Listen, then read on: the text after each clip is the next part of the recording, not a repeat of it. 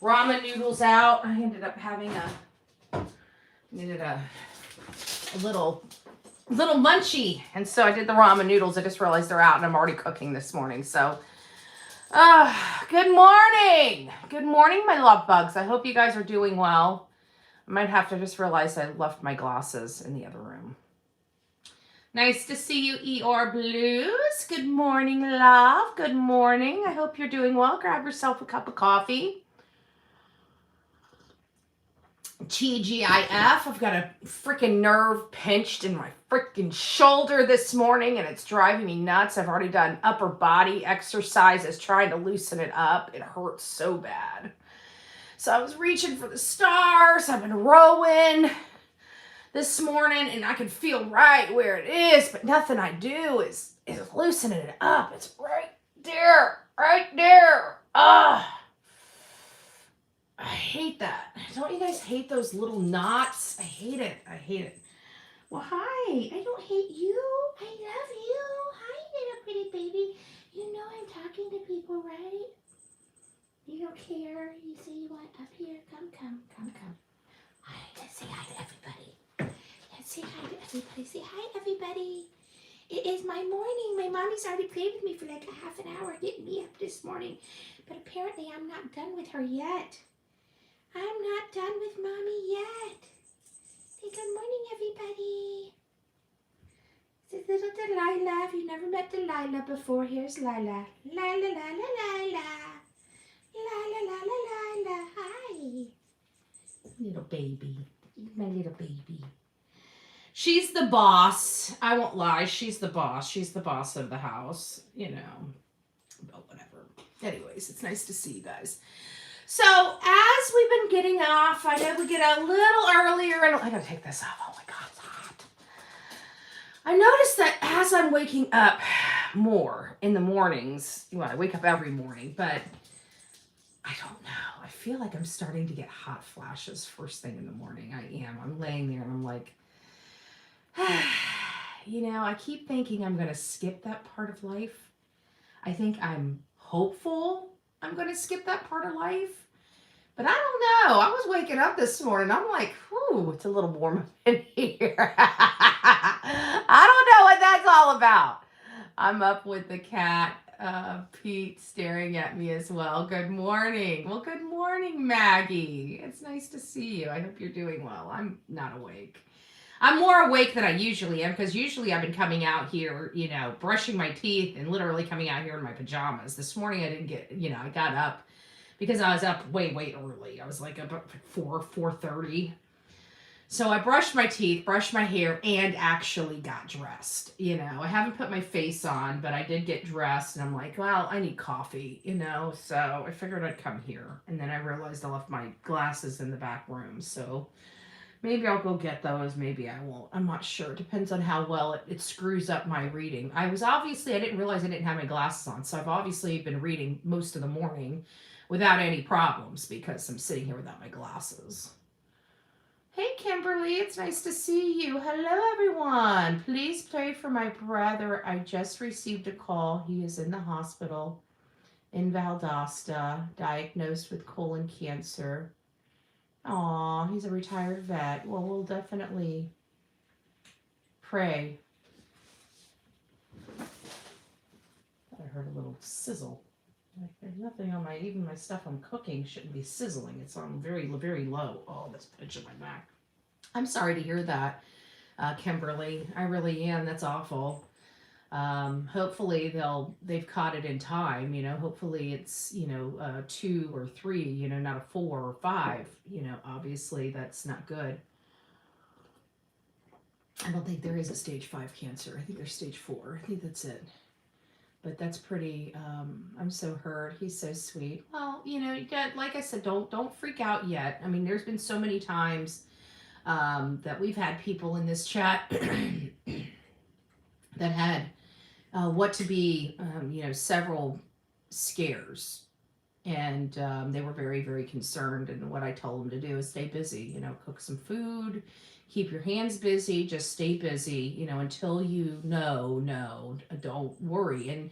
And even hearing the scary C word, you know, there's still lots of therapies out there. So, you know, hopefully it's just not, it doesn't have to be you know, a sentence, you know, it can, so just don't freak out yet. I know it's hard not to, but just see what all is said first. See what kind it is, see what the prognosis is, you know, and, you know, make decisions based upon information. I'll tell you guys a story. You know, my cousin, and this is a true story.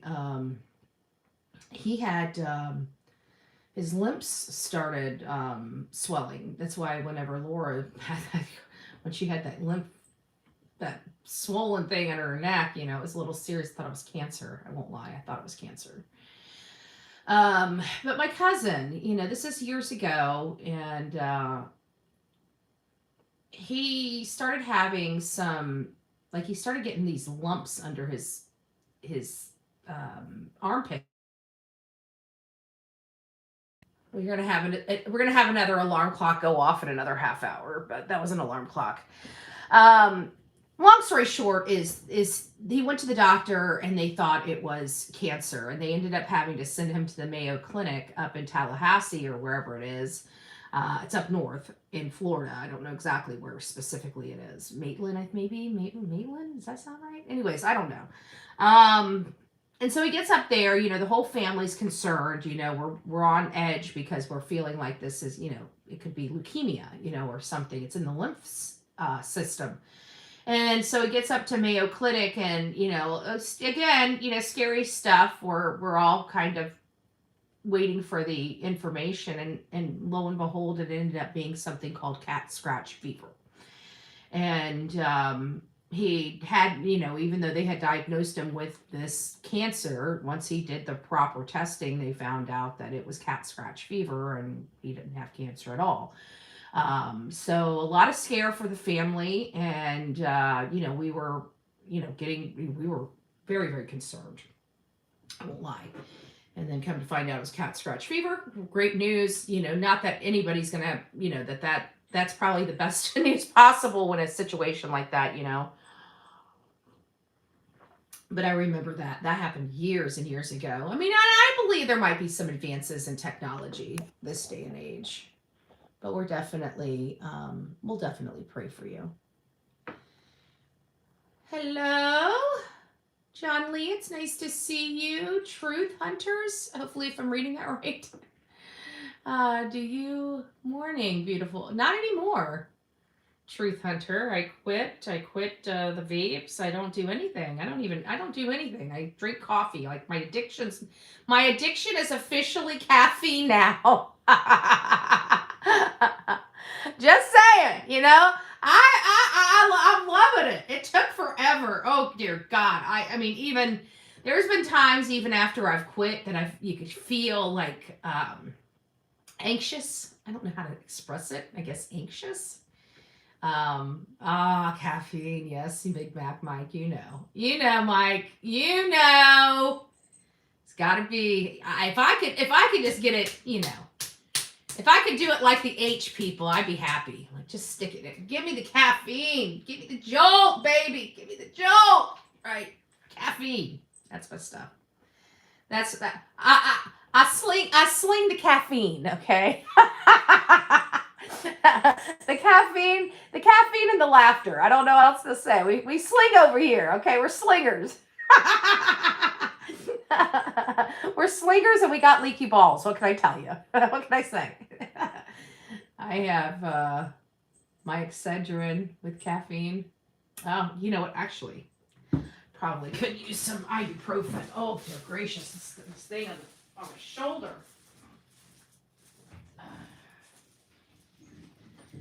Yeah, I got this pinch in my shoulder. It's driving me absolutely nuts. It's annoying. It's not excruciating. It's not excruciating pain. It's just there, and it's annoying. And it's been there for 2 days. Like, I've been trying to get rid of it for 2 days, maybe 3 days at this point. Sometimes it hurts to breathe.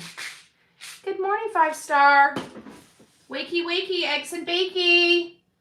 Wakey, wakey, eggs and bakey. Killing time in Nebraska. I'm always up early. I just started going back to throwing up a video while I'm waking up. We used to do this. We used to wake up and get going at like 5 o'clock in the morning. And then I got off track and then I started doing the show at 10. And we're going to still do the show at 10. But I'm here for hours and hours and hours, you know, doing research. And I figured if I'm going to do research, I might as well do it in front of all of you guys. You know, if we're going to have to be here, I might as well do it with an audience. All right, I need some fan. I need to put you on a 2. There it is. I wonder if this thing changes colors. Do we have colored lights up here?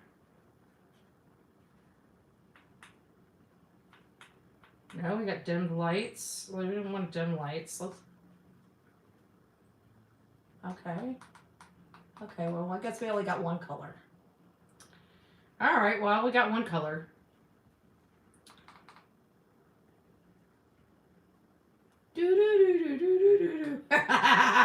There we go. There we go. Oh, I like it. I like it. I put a new fan in that. I mean, did it last year, but I put a new fan up here, and we're fully remote control now. If you guys haven't done one of these things yet, I recommend it. I'm eating scrambled eggs before going to work. I'm drinking coffee while at work. I'm about to take some ibuprofen or some Aleve because I got a freaking knot in my shoulder. Knot is driving me nuts too. I'm gonna have to try to. I got a massager. I gotta locate my massager, and it's like one of those.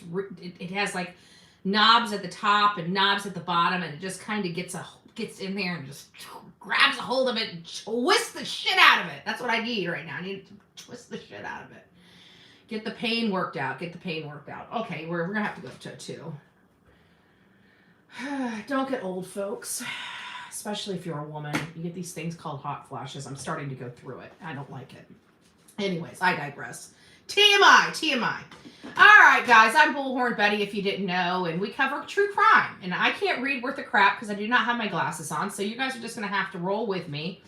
And it looks like today we're talking about an anchor that decided to stab her mother. Looks like this lady was a beautiful woman. When she got arrested, she looked like something off the side of the road. But, you know, I don't know what the details, whether it's substance abuse or just pure mental illness, what happened to her, but it seemed like this lady had a promising future and it has just rotted away and she ends up hurting her own mother. I just can't imagine. Good morning, David. Am I reading that right? I'm gonna have to go grab a pair of glasses. Oh, I got a pair of glasses right here. Let me pull these off. I'm gonna have to read. I'm gonna have to get some glasses on. I can't see. I can see a little bit, but I can't see a lot. It says trying. What we got going on here? Try Tiger. Oh, Tiger Balm. Orange cinnamon. Smelling like your shoulder from your body stressing without your knowledge. Well, no, it's not. I had neck I've got a lot of necks. I got a lot of problems. I got this DDD and scoliosis, lower back. I've just got a lot of problems. A lot of I would say muscular problems, but it's not. It's bone problems. I got a lot of my bones are out of whack, and it causes my muscles to be out of whack. So occasionally I get these like inflamed areas where the muscle just tightens up and turns into a ball. And the only thing that you can do to get rid of it is just literally beat the crap out of the ball. I don't know. It's just what's worked for my body. Like even lifting the arms this morning feels like a freaking workout and a half. Tiger Balm is good for pain. Yeah, I'll try that. I'll try anything for pain, right? I mean, as long as it's, I don't really like narcotics. I'm not really into a whole bunch. I mean, this is about the strongest crap that I like to do right here. Okay. So as long as it has no narcotic stuff in it, it's natural. I'm good to go. I'm good to go. We like caffeine over here. We don't like drugs. We like the eans. Which could be a problem. No.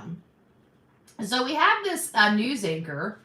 She obviously is living with her elderly mother, and we don't understand what happened. But in Wichita, Kansas, 47-year-old Angeline Mock is accused of first-degree murder and is being held on $1 million bond. And I looked at a picture, and you can tell something significant happened in that woman's life. I mean, you don't go from a bright future to a hallowed being without some major stuff. Get the orange, not the stuff that looks like vapor rub. Okay, that's good to know. Let me write that down. Count my crackers. Damn it, I'm probably busting my crackers all up. Don't be messing with Polly's crackers now. Don't be messing with Polly's crackers. So I keep these things around here. See, I take the long cards, like the index cards, long ones, and I cut them in half. There's my notes. That's how I do notes. That's how I do bullet points. This is how I roll in Manatee BOCC meetings. I get one of these things, and I have a line here, and I say, I want to talk about this, I want to talk about this, and I want to talk about this, and then I just go on for my 3 minutes. Once upon a time, I had to take a script. I was sitting in here putting the time on there, putting 3 minutes on my timer, and reading my script, and making sure I had 3 minutes, right? Now I just talk. I go up there, and I just yell at them.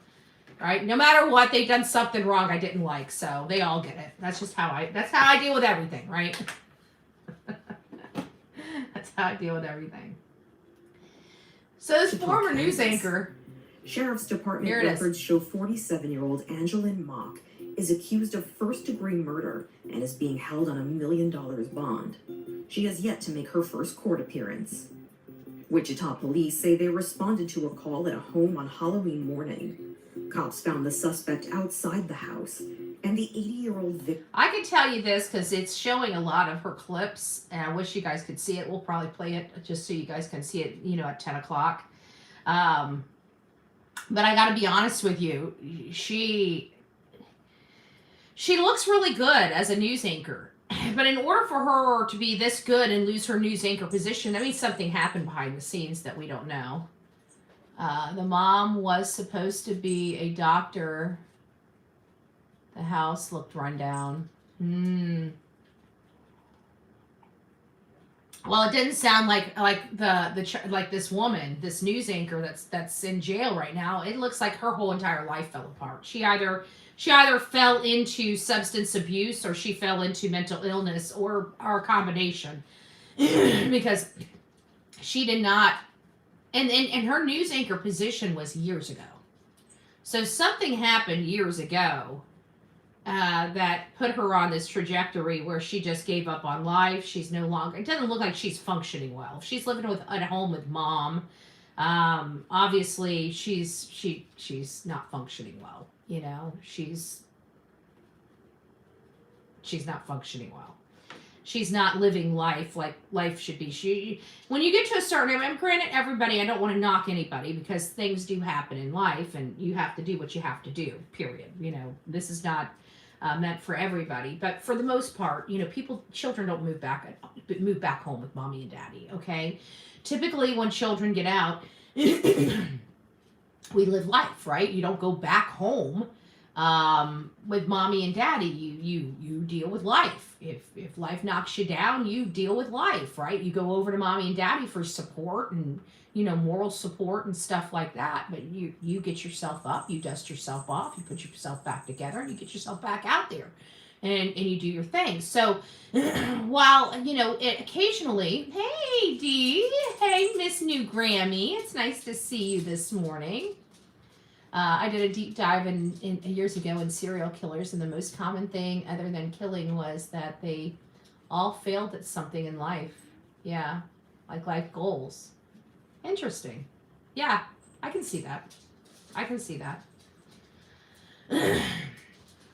But I don't know if I necessarily take this girl. I mean, some identified behavior traits, absolutely, but, you know, polar opposites in part, because she's not a serial killer. Maybe she could have been, but it looks like she lost her shit on her mother. Her mother told her something she didn't want to, or, you know, God knows. It could have been she was having a meltdown and her mom just looked at her the wrong way or told her to calm down, and she, you know, that was it. You know, I don't know.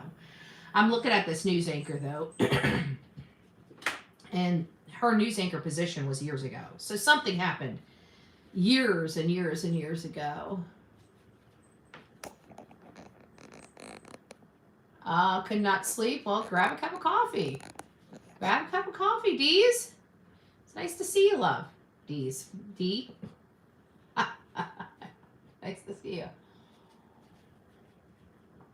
But even on here, you can see that there's, you know, there were some hand-holding moments in her that they captured on the screen where, you know, she did lose her stuff a little bit. Victim in her bed with multiple stab wounds. Yeah. She was taken to the hospital, but later pronounced dead. I love highlighting so many cool and interesting things that come to the St. Louis area. Mock went by Angie. She was very, very pretty. Like, the woman that's arrested now is like, you know, a train wreck. I mean, you can literally, and I'm watching, you know, news articles with this woman. Wasn't her mom a psychiatrist? Somebody did say that, yeah, that the mom might have been a doctor, but the house seemed to be run down. And that's probably from her aging and her daughter not doing anything. Most people who kill their parents is usually do it for money or revenge. I'm thinking the revenge. It seems stabbing's very personal, okay, and it's something that had to set her off. She was very angry. In my opinion, when you start hearing knives or multiple stab wounds, it's hard not to envision a raging type of situation. You know, somebody raging. Multiple stab wounds means hate, yeah. Mm-hmm. Something personal. Rage, well, not necessarily hate. It could be passion. Like, you know, we see this in a lot of domestic violence situations. It's like a, you know, very personal, in your face. Like the person that's doing it is literally seeing the life drain out of you. Like, I don't. And to think that a woman did that to her, I can't. It's just, it's horrible. A former news anchor finds herself in the news this morning after she was charged with the murder of her mother. I remember my mom would put it in one of these cans like you suggested and just put it and it would cool and then she'd throw it away. And you said from 8 to 5 they can come pick this up? They can come and pick those up. All right, so that was... She's a normal news anchor. I mean, she does. I mean, she reminds me a lot of my little sis, you know? I mean, with the exception of the Bates Motel experience, right? My sister's sweet. I can't imagine. Holy smokies. Holy smokies. Angeline Mock on the air. Angeline. Little look back in time. Well, this is her the other day. She looks, her eyes are crazy. I think she lost her shit. Poor lady went off the deep end. I think she went off the deep end years ago, though. I don't think this is a recent gone off the deep end. I think this is just the end of the deep end. I don't know. It seems like she's been spiraling out of control for a little minute. She definitely not taking care of herself. Like, you can see that in her mugshot. You can see that in some other photos, just not taking care of herself. I think the doctor had health issues. You mean her mom? Because her mom, it sounds like her mom, listen, I tell you what, though. There's something with these psychologists and these children. We've covered several, I think, wasn't Tyler's? There was also another assassin's mom that I believe was a psychologist as well. And I want to think, I like, a piece of me feels like it's Tyler Robinson's mom, but I could be wrong. Wonder if she was on medication and her mother helped her with the meds and then stopped because the drugs became the issue. Mental disorder can lead to this. Possibly. It's possible. But everybody goes through something. Like, she could have gotten into, this whole thing, believe it or not, some of these cases that I see, this is how crazy it is. Like, she's a news anchor, right? And maybe going to work one day, she gets into a car wreck, right? And then she goes to the doctor, because this is some of the stuff that happened to me, back whenever I got into a car wreck. I went to a doctor. Well, they start filling you up on all these pharmaceuticals, Percocets, Lortabs, all these things. And you got to take these things like every 2 to 4 hours. You're basically a walking zombie, And these are highly addictive pharmaceuticals that are being prescribed. And back in my day, they prescribed them. They didn't have the regulations that they have today. And people were getting in car wrecks and then having a lifelong addiction issue because of it. And this could literally be, I keep saying something happened like years ago. Did I say thank you, Dees? Thank you for the floating heart. Big love, big love. And she could have just gotten into a car wreck or gotten into like rode a horse and fell off and hurt her back and stuff like that. I heard that. But one of my friends here ended up getting into a car wreck, almost lost his life. And they filled him up on a bunch of prescriptions. Well, he ended up losing his life from an OD because he ended up getting addicted and, going down that horrible road of addiction. And it just makes me wonder what happened in this lady's life. And it does, and those addictions do lead to some form of mental illness in and of itself. So, hey, Libby, it's nice to see you, love bug. I hope you're doing well. We're just going over this news anchor out of Wichita that poor mom stabbed her mom to death. I mean, I can't imagine being a mom and losing their life and knowing that is your own flesh and blood. It's all types of wrong. I'm sorry, it's just all types of wrong. When her mugshot was taken, she's being held on $1 million bond and accused of first-degree murder. Her 80-year-old mother... her mother looks like a doll. Her mother looks like a doll.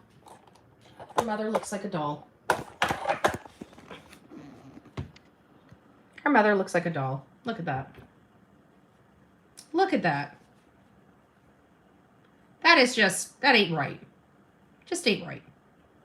It just ain't right. I'm sorry, it's just not right. Nita Avers was found unresponsive with multiple stab wounds at her home on Friday. Avers was later pronounced dead at a local hospital, and police say that Angelyn Mock was at the scene. I do find something wrong, though. It seems like all the photos that they do have, like of mom and daughter and stuff like that, to me seems... Oops, watch out for the pepper. To me seems like they were aged photos. They're not from recent. And why do I say that? It's important because it seems like something happened in this family's life that set this new trajectory for them. The mom here looks happy. She looks like a doll. She looks like a lovely woman. And but the photos that they're showing show a happy life and show a well put together daughter, which we can clearly see that daughter is not put together. Well, bonjour, seclusion. It's nice to see you, love bug. I hope you're feeling good today. I'm dealing with a pinched nerve and this shoulder. It's great. It's great. I've been fishing. I've been stretching. I've been doing everything I can. It just is not going nowhere. I need somebody to get in there and just tell it who's boss.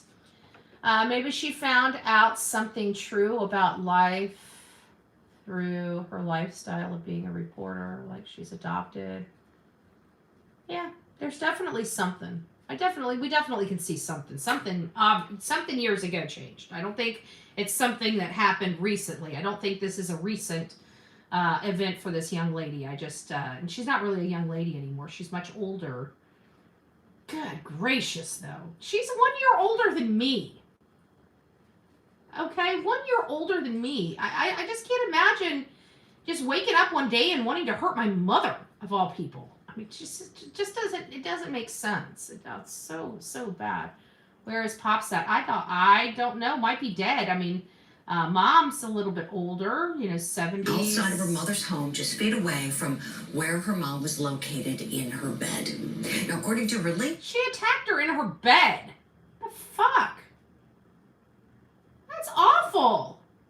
LinkedIn profile, Mock worked as a reporter at the local Fox station in St. Louis. So she stopped working. So she only worked for the affiliate for 4 years. That's still quite a bit. After 4 years, you usually go on to a different news station, or they move you up the ranks within there. You may have to change markets, but you move up the ranks. She seemed like she was a well-to-do reporter. So this tells me something happened in 2015, and this would probably make sense because 10 years for manifestation and just letting life just spiral out of control. It doesn't sound like she's worked in a news anchor, so she's just kind of went down on her luck, 10 years ago, and just let that just swallow her whole. It seems like. No pics of Dad. I don't see it. Well, nothing that I haven't taken a deep dive in. This is just cursory, surface level. Plug her name into Google and let me grab a couple article type, reporting from this channel today. Like I have not taken a deep dive into her history or anything else. This is just what I'm picking up just from the newscasts. Louis from the years 2011 to 2014, or 2015 rather. No motivation for the crime has been cited by investigators as of this morning. I think David's right, though. I think there's some type of underlying resentment.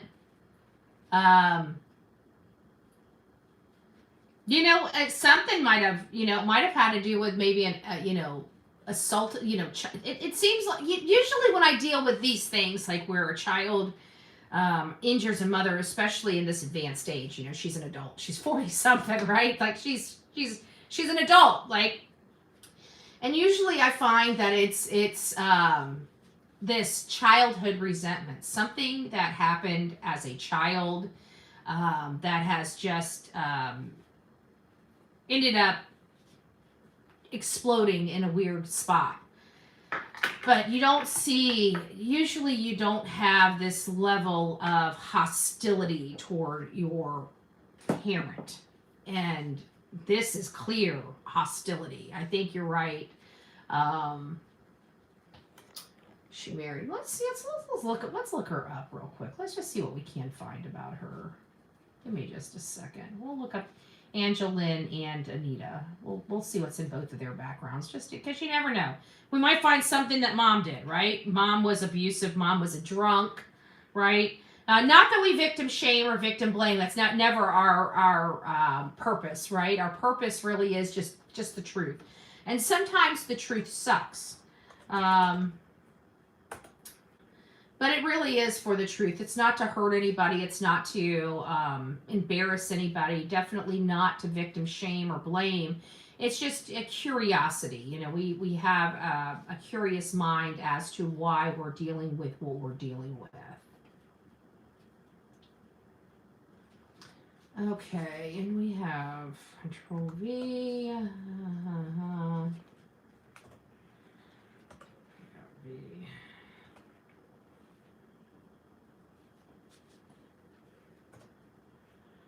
This is in Kansas.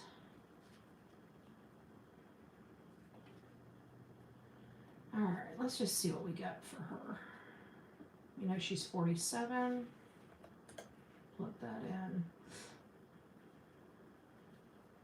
All right, here we go.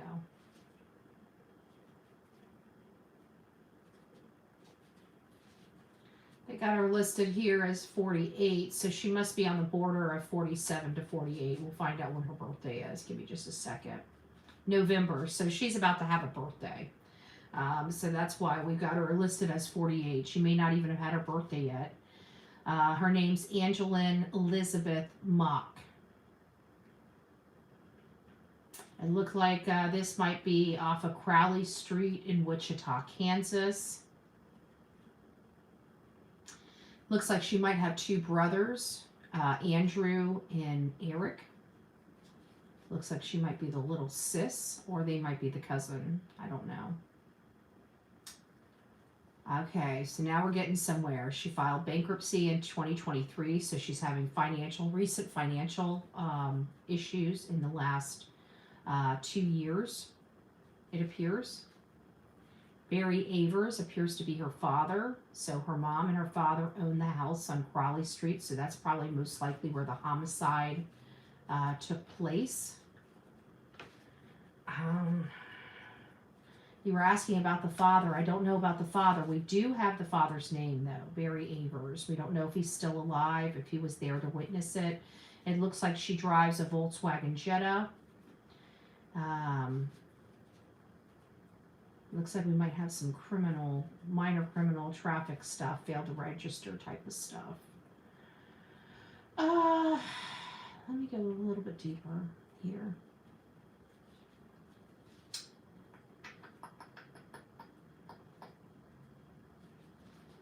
Looks like she was born in Minnesota, or registered at least in Minnesota. I don't think she's originally from Wichita, Kansas, is what I'm trying to say. It looks like they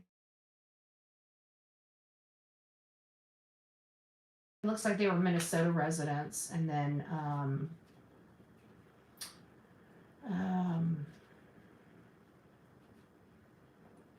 and it looks like they moved over to Missouri. Is that right? Yeah, it looks like they moved over to Missouri, then Oklahoma, then they managed to wind themselves into Kansas. So it looks like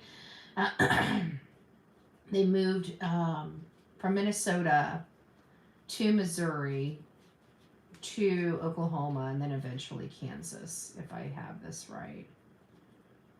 Looks like one brother is in Minnesota, one's in Washington. Anita, 80. It looks like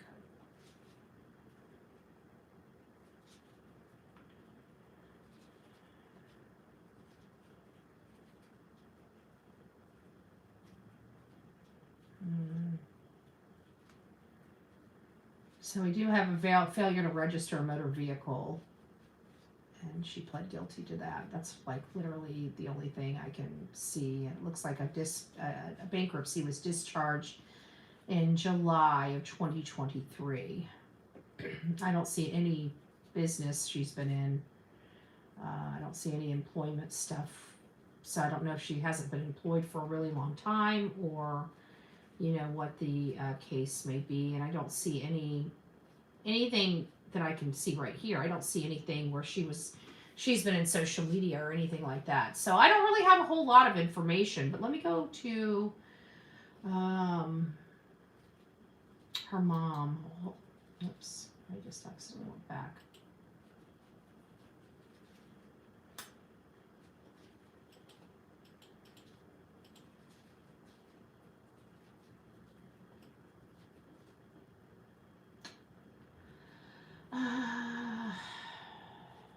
Relatives. So let me go to the relatives. We know it was Anita Avers that lost her life. So let me open this background.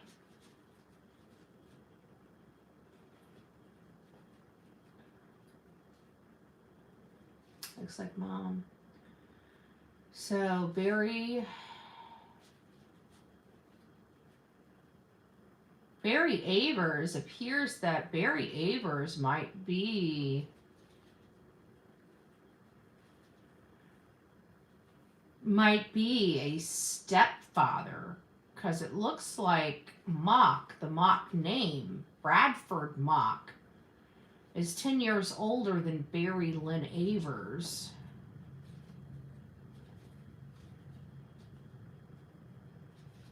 And it looks like maybe her father might be dead. Or mom and dad divorced. Let me see what we got here.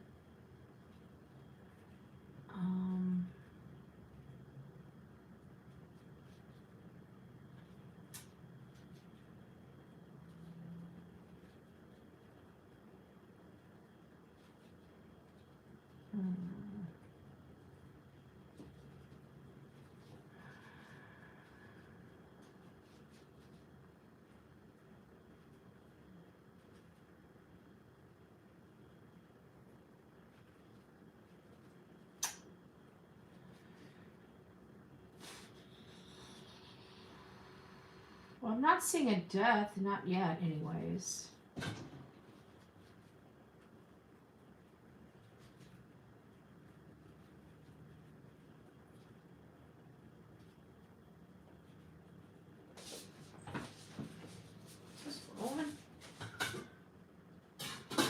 Keep hearing some weird noises. It's just little bobbers. Okay, so I'm trying to see if he's lost his life because I've death record. Andrew Mott. Andrew Mock. Or Avers is. I have to go through her history, because what if Andrew Mock is her husband? Because I got an Andrew Mock dying in 2020, and I believe Andrew Mock I thought was her brother. But that might explain the spiraling out of control and the bankruptcy in 2023. She probably could hold it together for a few years. I don't know. I see Andrew Mock lost his life. I don't know, in 2020. So I guess we're going to have to do some research. Is Avers her maiden name, or is Mock her maiden name? Very interesting question. It seems like she would have been married. And, you know, a loss of a husband, that could kind of sink your boat. That could make you kind of lose your stuff. So we got a lot here to unpack with the news broadcaster. We definitely have a lot to unpack with the news broadcaster. So we are back on the track of Melodee Buzzard. Many of you guys know we're searching for a missing 9-year-old child. While I'm still assisting in the search for this young child, you know, and for her to be found, I disagree with why we're here. And I'm not going to stop saying that. I do not believe that we should be here. I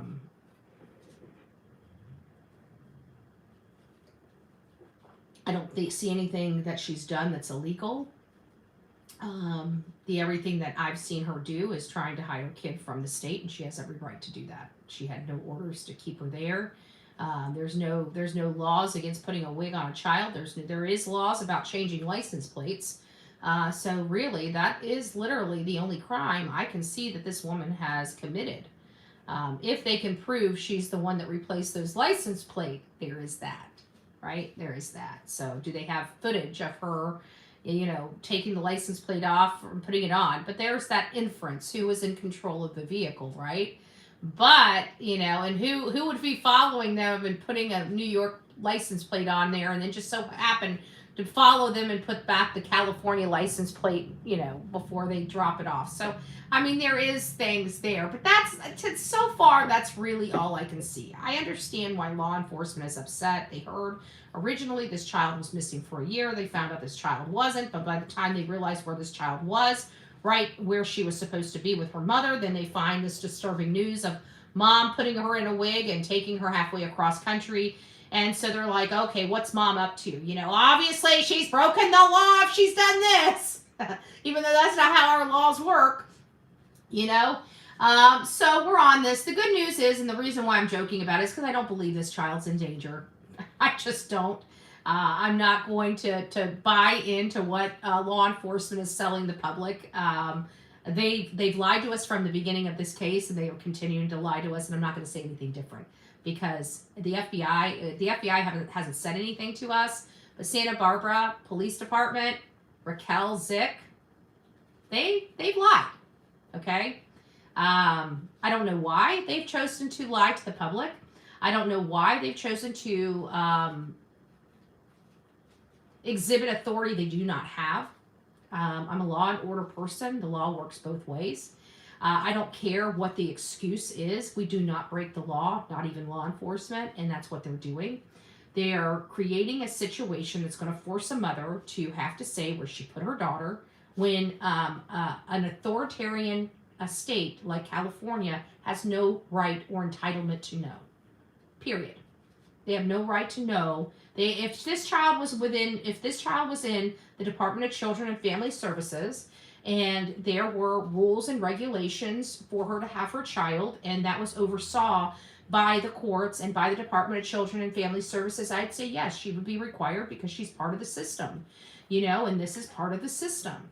However, she's been living her life for years without being part of this system. And then all of a sudden, now she's part of a system she wasn't a part of. And now she's required to do stuff she wasn't required to do before, right? She wasn't required to tell anybody where she was going. She doesn't have to tell them, I put my daughter at a friend's house. Who the hell are they to ask? Who are they? They thought this child was missing for a year when they found the child on October 7th, and this child wasn't missing for the year. The case should have been closed. It just should have, right? She was missing for a year. She was found on October 7th. But because the mom says, well, you see her, well, where is she? I'm not telling you where she's at. She has a right to do that. Let's not forget. We talk to you guys all the time. We are always talking about pushing back. Think about it. When we're out there in the streets, when we were out there in front of Quentin Simon, law enforcement wanted us to quit filming live out in front of there. And I had to put, no. They sent a person up to me to tell me that I am in violation of the loitering sign that was inappropriately put there. And I told him, no, I wasn't. I am here. I have First Amendment rights to be here. I'm here covering this case. I'm going to put here. Well, how long are you going to be? However long it takes, sir. If it takes 20 minutes, it takes, well, I'll give you 20 minutes. Do what you will. Have a great day, sir. Right? Don't tell me. I know what my rights are. And so the reason why I'm expressing this is because, yes, you would think that a mother would just tell somebody where her kid is. Well, when you're faced with telling somebody where your kid is and having your kid taken from you, and that is really the reason why you took your kid out of the state to begin with, well, that kind of defeats the purpose, doesn't it? If you're trying to keep your children or your child from the state, and the state is knocking on your door and saying, hey, where's your child? Well, I'm not going to tell you. Well, we're going to turn your heart. I don't care what you do to my life. I'm not telling you. That is her right. That is her right. I disagree with this whole thing. I do. And I absolutely protect children. I am an animal when it comes to protecting children, lawful, legal animal when it comes to protecting children. And this is one that I think they've got wrong. You're not going to be able to get that put into law enforcement's head. They don't care. They think that they have the authority, and by God, they're going to force that authority upon people, whether they have it or not. They'll deal with it in the courts after they find and take that child away. They'll deal with it in the courts. What they're going to do is force this mother to keep her child hidden. They're going to end up keeping this child out of school even longer. And this is courtesy of your law enforcement because they're idiots. Okay? And I'm going to say that. They're idiots. If they really, truly want to know where this child is, which they don't, they want to find this child so they can have a reason to take this child from this mother. They don't want her help to find this child. They don't care about whether this child is happy or healthy. They only care about taking this child from this mother. I guarantee that that's what it's all about, because they could have simply done this. If they truly wanted this child, they could have just given her a sheet of paper saying, we just need to produce this child. We're not looking to take your child from you. Wherever you want to go, once you show us that she is happy and healthy, we're going to let you do it so you can get her back into school. If they were really concerned, that's what they would do. But they're not. Because from the very beginning of this, they wanted to take that child. This is California. They like to traffic children in the state of California. You have an entire side of the family that's been just chomping at the bit to steal this child from this mother, the Meza side of the family. And I'm not playing this game. This woman has rights. And this is absolutely a custody dispute between the Meza family and her. And the Meza family has the FBI helping them. I don't like the look of this. I don't like the smell of this. And we're going to keep telling you guys what law enforcement wants you guys to know. And I'm going to continue after telling you that I disagree with all of this. And I think law enforcement is wrong. I think what they're doing is atrocious. I think what they're going to do to this child is more barbaric, and it will cause more problems in this child's life than just leaving the status quo. But they don't care because they're fucking idiots. The Department of Children and Family Services are fucking idiots. That's why we're here. That's why we're here. So let's get on to what law enforcement wants me to shovel down your mouth and tell you how horrible this mother is and how much she put her child in danger, which she did not. Which she did not. And they have not been able to prove that. I'm going to tell you, Santa Barbara, you're going to get a big dose of Bullhorn Betty pretty soon, because I know what you guys are doing. I've already saw it. I've already got the information. I know how dirty you fuckers are. I know what you guys are trying to do to this woman. This is not for the protection of this child. It's not. Because if you were worried about the protection of this child, you'd give her the damn report that says you're not taking her child away from her. And let her put that child back into daycare or back into school. I don't like that. I don't like California. I think California sucks. I can't. You know what? I just wish. I want to kick California off of the America. Like, I want it to be a fucking third world country. I'm so sick of freaking California. I'm sorry, Californians. Your state sucks. So let's get on here. So what they want me to tell you is this. The small town of Green River, Utah became an unexpected footprint for the search of a 9-year-old Melodee Buzzard, a California girl who has been missing for about a month. She has not been missing. She's been hidden from the state by her mother. Let's start saying, let's start speaking. Social media, mainstream media, let's start saying what the truth is. She's hiding this child from the state. This child is not missing. She's hidden. Hidden. I'm sick of lying to my audience. She's hidden. The Santa Barbara County Sheriff's Office said Green River is one of 5 key locations where Melodee was last seen. Federal investigators have been combing through surveillance footage and tips from the area. Residents said that the case has shaken their normally quiet community of a few thousand people, which sits just off Interstate 7, the main route between Colorado and Utah. Somewhere along the route is where we know Ashlee was no longer with Melodee. So they have carved out that this is where it is. Okay, I believe she's with, as I've proclaimed after doing my research on this case, she is most likely with a distant family relative or distant friend. Not missing, not injured, not anything law enforcement has been telling us. Because law enforcement in this case has lied through their teeth from the very beginning. Okay? I do not trust law enforcement in this case. I do not like law enforcement in this case. I have no respect for Santa Barbara County policing because they're fucking idiots. Somewhere along this route is where we know Ashlee was no longer with Melodee, says Raquel Zick, a public information officer with the Santa Barbara County Sheriff's Office, which is leading the investigation. We have confirmed sightings of Melodee and Ashlee on October 9th. Oh, so a child was with her mother where she was supposed to be. Got it. Got it! I swear to God, if anybody did this shit to me, I would be in prison, not for my child, for what I would do to law enforcement for doing this to me.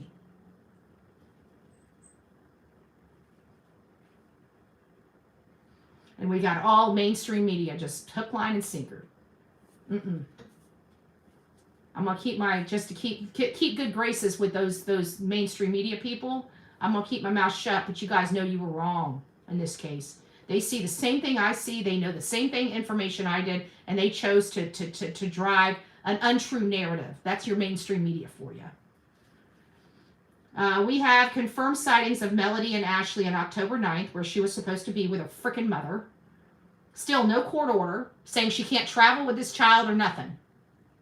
Law enforcement is just wrong. They're pieces of shit in this case. They're pieces of shit. I back the blue, and I'm saying law enforcement right now. Whoever's giving these, not the mom and pop, the people taking the orders. They have to take the orders whether they like it or not. I'm talking about the people that are making these orders. You guys are shit. Pull your head out of your ass.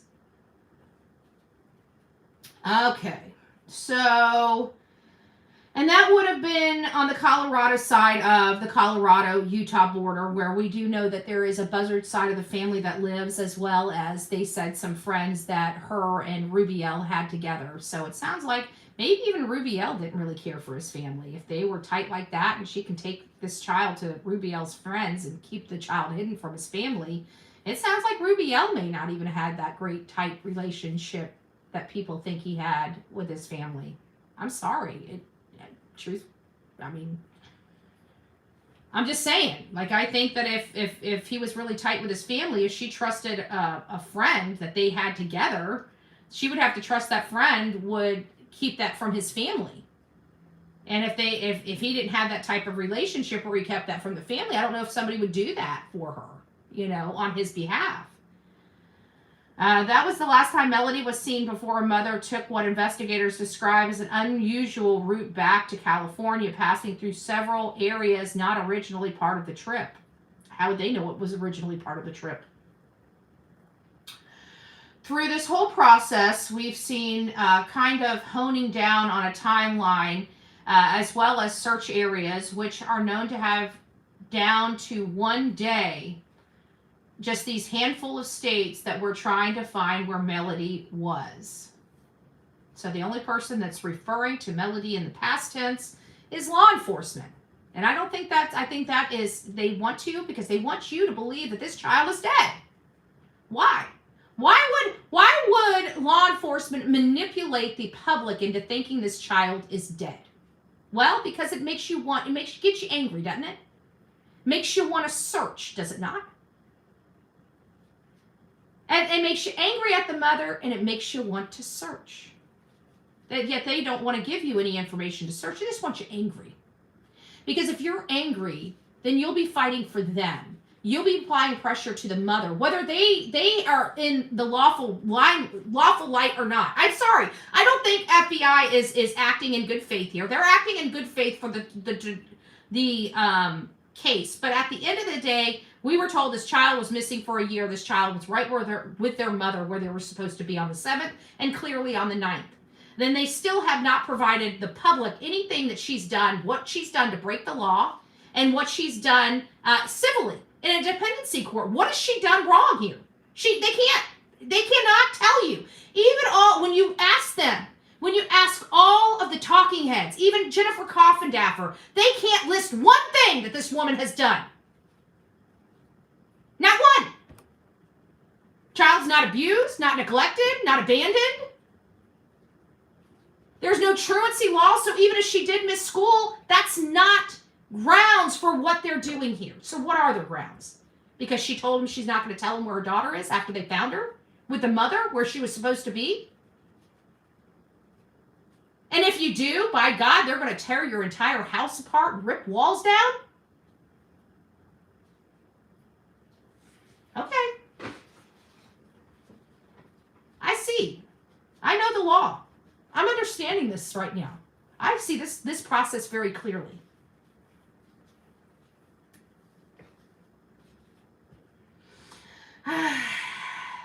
Anyways, through this whole process, we've kind of been honing down on the timeline as well as search areas, which we know, again, I want to say this.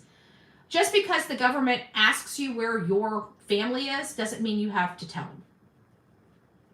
They have to have probable cause. They have to have court orders to force you. And let's face it, it's been a solid month. These yahoos have not been able to do an endangered child advisory or endangered missing advisory in California. Check it out. Is there any advisory from California on this child? There's none. There's only one official missing child flyer out there, and it's from the FBI. Nothing from the state of California whatsoever. None. Yet the FBI is not the lead investigator. They are a resource. So the lead investigators have no flyers out for a missing child. I want that to sink in. This child was not on the National Center for Missing and Exploited Children database or website. This child is not on NamUs, which is our Department of Justice missing person. So we have all of these things that are proving that law enforcement is acting outside of the lines that we here in America give them. I don't play games when it comes to the law. And when I see clear violations, what I perceive as violations, I'm going to speak about those violations. We have a missing child. We do not have a missing child. We have a child that's hidden from the state of California, okay? We have a child that a mother went out of their way, which is within her rights to do. She was not breaking any laws to do so. I want to make sure that when I tell my audience something, that you are getting the truth. You're not getting a made-up lie. You're not getting a narrative, and I'm not using you as pawns, which is what I feel like the Department of Santa Barbara Sheriff's Department is doing to people. They are using you guys as pawns against this mother when they don't have any authority to do what the hell they're doing. I will see all of this challenged in courts, but by that time, they're going to take this child away from her mother. I think they're fucking pigs. I can't express that enough, what they're doing. I can't express that enough. Pigs. Pigs. They need to pull their head out of their ass. Zick declined to elaborate on the investigative tools used, but confirmed that the route extended as far east as Nebraska, and on the return trip, dipped into Kansas before crossing back through Utah. Where the oasis in the middle of nowhere, we're coming from, this is in quotes, so this is somebody obviously made this statement. It says, we're the oasis in the middle of nowhere. We're coming from so far from either way, said Riley Penillo, a longtime Green River resident and expecting mother. It is just super suspicious. Like, why are we making her wear wigs? Because if they would just tell the story, the truth, instead of lying to the fucking public, people would know she's hiding her daughter. Jesus, this woman didn't kill her fucking kid. God. I'm so sick of law enforcement. Sorry, guys. It's just, I'm pissed at law enforcement right now. Like, pissed. What they're doing to this woman's wrong. So this lady's saying that, it's obviously suspicious that they're making her wear a wig. Why is she wearing a wig? Why are you changing license plate? But then you come back and you're not willing to talk about your daughter or anything? Yeah, because she's hiding her daughter from the state of California. Which everybody knows. Ashlee Banfield knows she's hiding her daughter.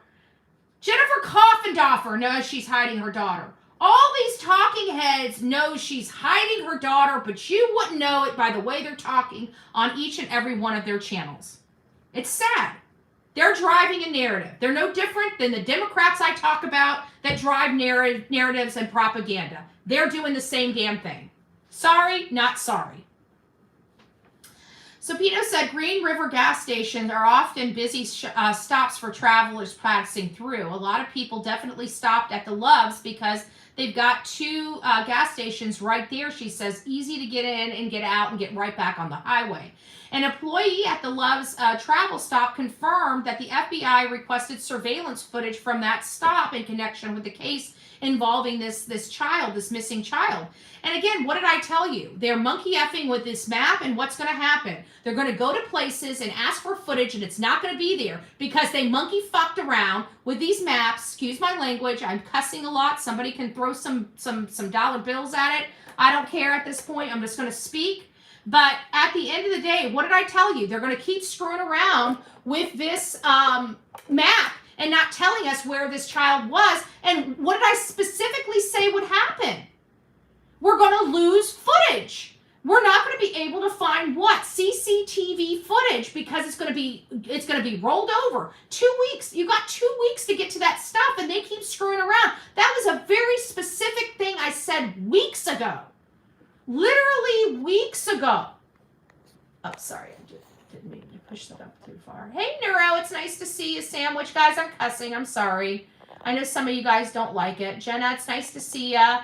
That's everywhere. Local to me. Infant left in car, died. 5-year-old killed on UTV unsupervised. Right. And this woman's a hover mom and a half. Like, she's around her daughter all the time. Won't let her daughter go out. You know, is terrified of the other family trying to take the daughter from her. So she's kept her in a very quiet lifestyle.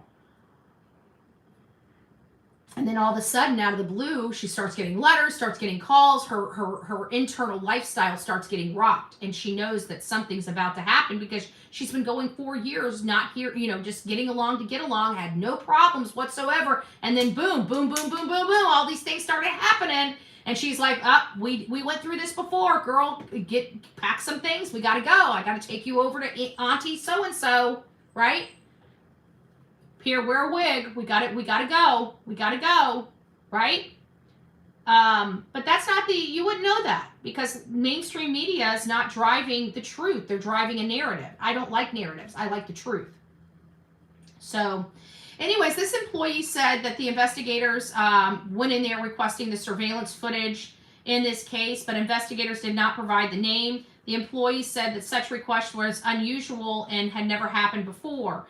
That timeline aligns with information released by Santa Barbara, California Sheriff's Office, which identified Green River as a possible location for Melodee and her mother, where were seen about a month ago. I'm sure if they noticed the little girl, she would be brought in right away, taken care of. She's being taken care of. Let's stop with the bullshit. She would definitely be looked after. She's being looked after. I can tell you that. She's being looked after. She's with friends. Other nearby businesses, they have not been contacted by the FBI about the surveillance. Authorities have not, other nearby offices said they have not been contacted for surveillance footage. I don't think they're going to get this surveillance footage. I don't think it's going to be available because they're here a month later. You know, typically they don't keep these type of surveillance footage more than they can. Now, with corporate stores, maybe they do keep them longer or have a storage, you know, a big data center. These things, you know, some businesses do. They take, like Walmart, they have footage from years ago from all their stores, you know. So they have a huge, you know, whatever it's called, loss reduction or whatever manager, you know, the people to steal, you know, loss reduction, people steal and stuff like that. Well, they keep those things in case they find somebody later down the road that is stolen, and then they can go back and look at all the film and charge them with everything. I've seen them do that before. So even stuff that happened months or years previously within statutes of limitations. So I don't know. It's not your run-of-the-mill missing person case, Zick said. Yeah, because you're violating this woman's rights. That's why. Noting that the investigator remains complex and multi-state. Yeah, it's complex because we were lied to, right? It's complex because we were lied to, and now you guys are trying to cover your ass. That's what all this is to cover their ass for going in there and ripping this woman's house apart, right? They gotta show something for that. I keep wondering, like, when you get the child, what do you think? You think you're going to be able to go into court and say, oh, this woman didn't have this child in school, so we're taking this child, right? There's no, like, what are you going to do when you get into court? And you have to explain to the court how this woman did not do anything wrong. Then what? What a waste of taxpayer money. This is stupid. This is stupid. They could give her a piece of paper. We're not taking your kid. Tell us where your kid, let's just put it right. We don't want her back in our jurisdiction. Just let us make sure she's healthy. Be done with it. They won't. They won't. Why? If the safety of this child is their concern, why don't they check the safety of this child? Right? Doesn't make sense, does it? They have an opportunity to find out the safety of this child, and they refuse to take it. And they lied to us. Let's not forget, law enforcement, bold-faced lied to us. Don't tell me that school didn't know that they had just seen that child 2 months before. This was all in an effort to create this case. She was gone for a year, and then all of a sudden, oh, no, she's not. She wasn't gone for a year. She was with her mother where she was supposed to be. Now what? Oh, well, the mom won't tell us where she's at now, so we're going to keep going. Whatever. So that's where we are with that. And then we go over here to this updated information in search of missing. This is coming directly from Santa Barbara County Sheriff's Office blog. And this is what it says because, again, I'm required to tell you. Oh, we even have a video here. Aw, see, she doesn't... This does not look like an interaction of a mom that wants to kill her freaking kid.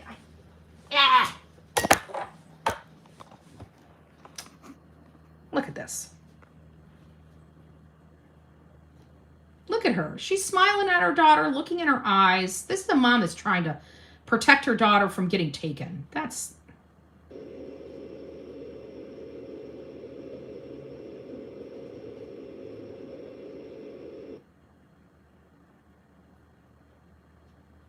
I'm sorry.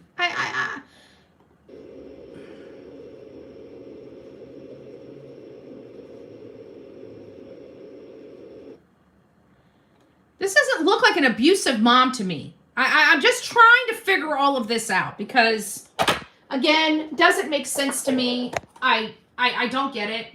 This is not a woman that looks violent. This is not a woman that looks like she's beating the shit out of her kid. You know? It's just loss prevention, thank you. Then they make up what she's... Exactly. The daughter is like... I can't. And there's nothing... We're going to watch this shit show unfold. Watch. And they're probably going to arrest the people that this child's with for what? What did they do wrong? What are you going to charge them with? Taking the child from the mother? The person that had a right to make these decisions for her? I'm not liking any of this. Screw the state of California. They're violating this woman's parental rights. I'm going to stand on that hill, and I'll stand on it alone because screw Ashlee Banfield, screw mainstream media. If you guys aren't going to fight for a victim, then I will. I will.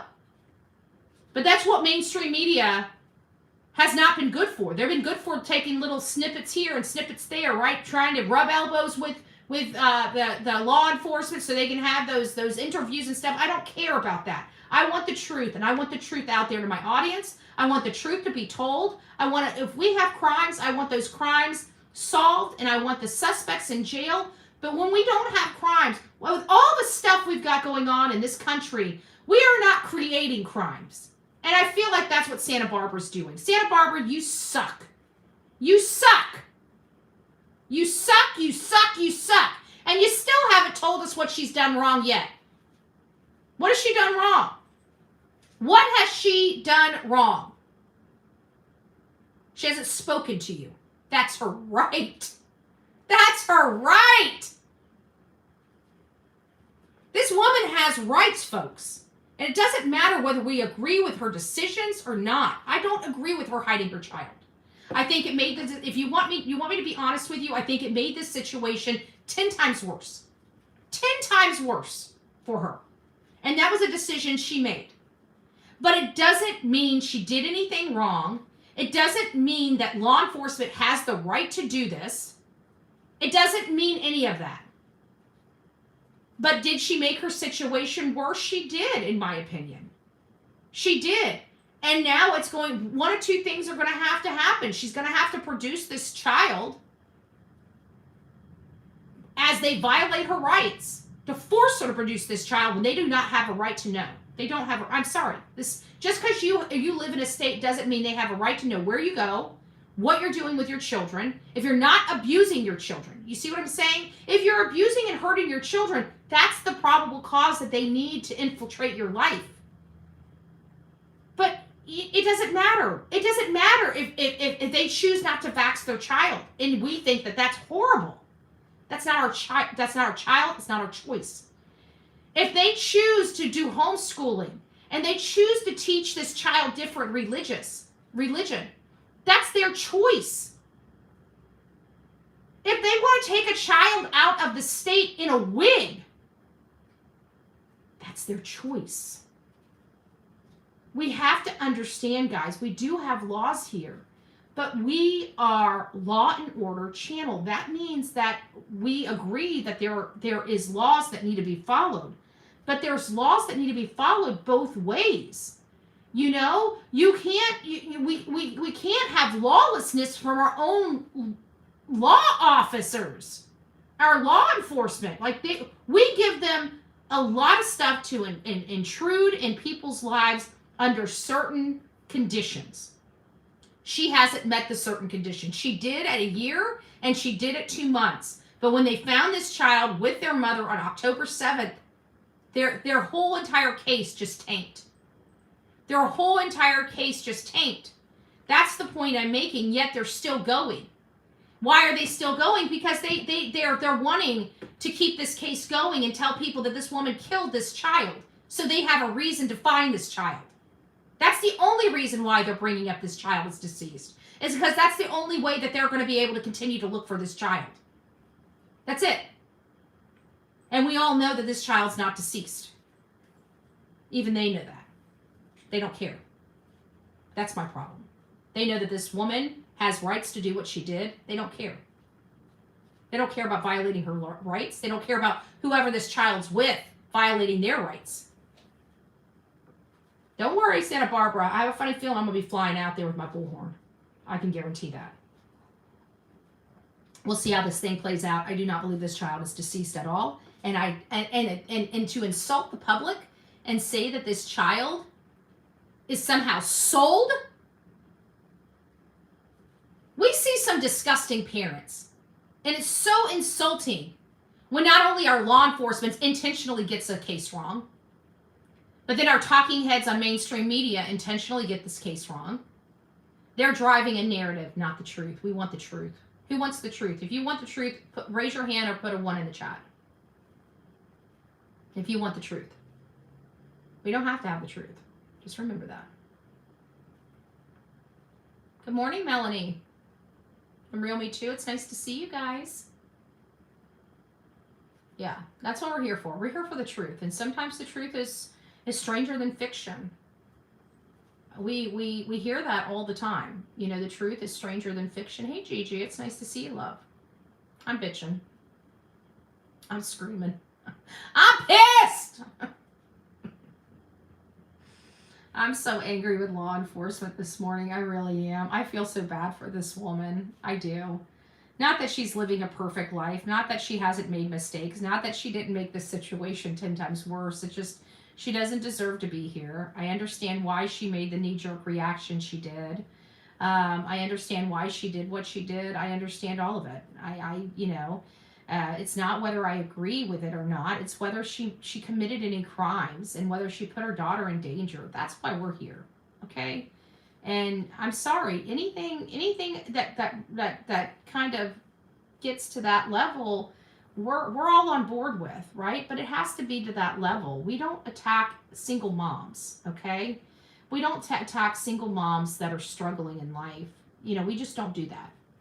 We provide moms that want to be with their kids all the resources in the world to keep that family functioning. And when I start seeing people disrupt that or intentionally try to make that situation worse, like the Meza family trying to adopt her daughter, that is, you know, we appreciate that in cases like Emmanuel Haro, right?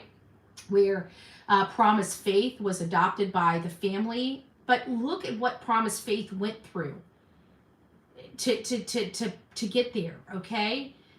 When a child is being abused, I pray to God it doesn't have to be that severe to get a child out of a home. But when we have child abuse, we want that child removed. This is not child abuse, okay? I don't know what they think they're investigating here. But a mother loves her child so much that she's terrified that this child's about to be taken from her, and she flees the state with her child to protect that. Typically, I'm accustomed to mommies being horrible mothers, drunks, drug addicts, abusive. We got none of that in this case. We see a mom that has fought tooth and nail and had a rough life. And I'm sorry, me, Bullhorn Betty, this show, our moral compass is a little more moral than maybe most. But we don't attack mothers like that. We offer to help them. We offer to make things easier for them. We don't go in there and disrupt their life and try to take their kid. We find ways to keep the family unit together and thriving. And this is one that deserves all of that. This woman has been through hell since she had this child. She has fought to keep this child in her life and under her control. And to raise her own child she gave birth to. And look at all of this shit she's had to fight. She's had to fight the mess of family, and now she's got to fight the state of California and now the FBI to keep her child. I'm not okay with this story. I'm not okay with how this story has turned out. I'm not on the wrong side of this story at all. I was curious at first when I started finding the stuff that I was finding. And then when I started saying stuff and I knew people were looking at me sideways, I was like, well, this is, I went back and checked to make sure I've got my everything in the right order, and it is. So what I'm seeing is what I'm seeing. The way this case is producing is the way this case is producing. I'm following the leads like I follow the leads in every other case, and this is where it's leading me. And then we come to find out that she started changing license plates. So everything that I have been saying for weeks is now little by slow coming together, and more than not, it's showing that what we were discussing is true. As crazy as it sounded at first. As crazy as this, you guys know when I first come out here and started telling you guys what I was finding, you guys were looking at me and saying, there's no way, Betty, you're wrong. You know damn well. The only reason why you guys are tuning in right now is because there's a little bit of wind in my sails now that law enforcement came out. Don't lie. Sometimes I expect to be side-eyed. That's why I have to constantly go back and check. I'm not right all the time. We have a high batting average, but it doesn't mean I'm right all the time. We get a lot of things wrong. And sometimes analyzing the cases, even though we get the right answer, we still processed it wrong. So there is that. Hello, Nero. Happy Nana. It's nice to see you. Good morning, guys. Grab your cup of coffee. Come on in. Come on in. We actually, for those that are coming in, don't forget to hit that thumbs up button. You guys know that the price of admission, okay? The price of admission to the Bullhorn Betty channel is a thumbs up, okay? We don't have a cover charge over here. So your cover charge is a thumb up. You come in these rooms, you give me a thumbs up.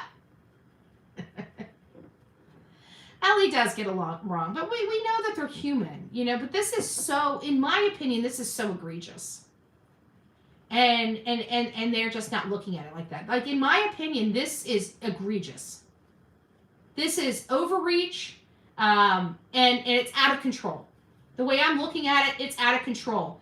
And I pray to God that law enforcement, that the courts get this under control, because this is serious. You cannot just bulldoze your way into a family and demand whatever the hell because you wear a badge. You cannot do that. You have to have probable cause. At a year, you had probable cause. At 2 months, you had probable cause. When you found this child on October 7th, your case was closed. Prove me wrong. Somebody prove me wrong. Somebody prove me wrong. Hey, Joe. Hey, Pink. Well, hello there, my love. How the hell have you been? I hope you're doing well. Grab yourself a cup of coffee. Come on in. It's nice to see you. I mean, it's nice to see all of you guys, but, I see you guys every day. Pink, it's been a while. It's been a while. It's nice to see you, love. Likes for bull. Aw, thank you. Thank you. So I know my viewpoint isn't popular, and I know that, we're going against the grain in this case. And it's hard to go against the grain because I got to tell you, when I first started seeing what I was seeing, I thought I was crazy too. I'm not gonna lie. Because you guys know I'm gung-ho. Like, this mama killed her kid, right? I am. I'm gung-ho about it. I'm like, okay, the kid's gone. I don't like the way mama's looking. Like, we got her up. I'm like, guys, I don't like the way she's looking. I'm not liking this. This is not going to turn out well. This is not going to turn out well. And so I kept looking, and then I learned about the Meza story. It was the Meza story that put this whole situation in focus for me. When I heard from Rubiel's mom, that's when I started seeing that there, what would make a mother do? So you got to always ask yourself this, okay? Why? This is one thing. You guys know how I really do appreciate a lot of people I've had an opportunity to connect with. One of those people is Jason Jensen. He's a well-to-do PI, has been not an unscrupulous PI like that jack off that thinks he's, something, which is nothing. He's a liar. This is Jason Jensen. He's definitely a well-to-do PI. He's been doing PI work since before I was born. Okay, he's a good guy. But when we were talking to him about the Kylan Schulte and Crystal Turner, because he was the PI that took that case pro bono. He took that case pro bono to help Sean Paul Schulte's case, and so we had some information, and he was very hesitant to talk to us. But once he talked to us, he realized we're not crackpots. We were really, truly investigating, and we've got some information, and we got a chance to talk to him and pick his brain, and it went from giving him the information to, kind of getting acquainted to one another. And one of the pieces of advice, because he was asking a question, and I'm like, I don't know. And he's like, you didn't ask? And I'm like, I don't think I did. And he gave me some tidbit of advice, and it was always, you want to know why. Why? When anybody answers you, always why. And so that has changed. It's changed a lot for me moving forward in and of itself, because it's improved interviews when I have interviews, because even when I don't know what to say, or we're talking about something and something goes on, but you want a little more information, it's a very simple word. Why? Why and shut up. And so that is what I did in this case, is I'm looking at this case. We have, mom hid the bag of bones, right? That's what we were all on. That's the path we were on, right? Mom hid the bones. We have a Harmony Montgomery here. Child missing for a year. Nobody knew. Mom starts tightening around mom's neck. Mom takes the bag of bones and hides them somewhere halfway across the country, right? That's what we were told. That's what we were thought. We weren't told that. It was implied. Okay? It was implied based upon the way this case was set up. And so it came down, and even up to, it wasn't until after they dropped the photos of Melodee at the rental car place. That's when everything changed for us, folks, okay? That's when the changes happened, because we were still on the mindset, we need to find this child, Then we heard that we had a wig on. And it was after that, you guys remember when I was like, oh my gosh, a wig? That's what the article said? And we read the article, it's like, holy crap. And so it was there that I had to step back, but then it was like the next day, Vinnie Politan did a story, and then the light bulb goes off, and now the puzzle put itself together, and now I can see where we are. What I understand the why. Okay, why is Melodee in a wig? Why did Ashlee change the license plate potentially multiple times? Why did she go to Nebraska? Why is she in Utah or Colorado? The why. We know the why. She's hiding her child from the state.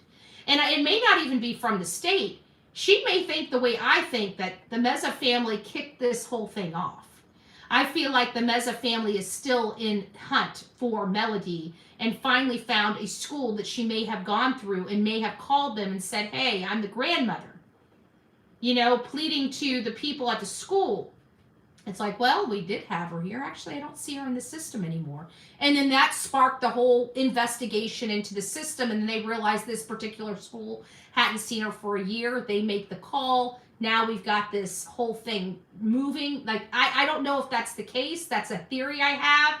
But I feel like the Meza family has always been involved. Why she acts the way she acts is the Meza family. Why does she frequently wear wigs? Is because of the Meza family. She is terrified that they are coming for her child.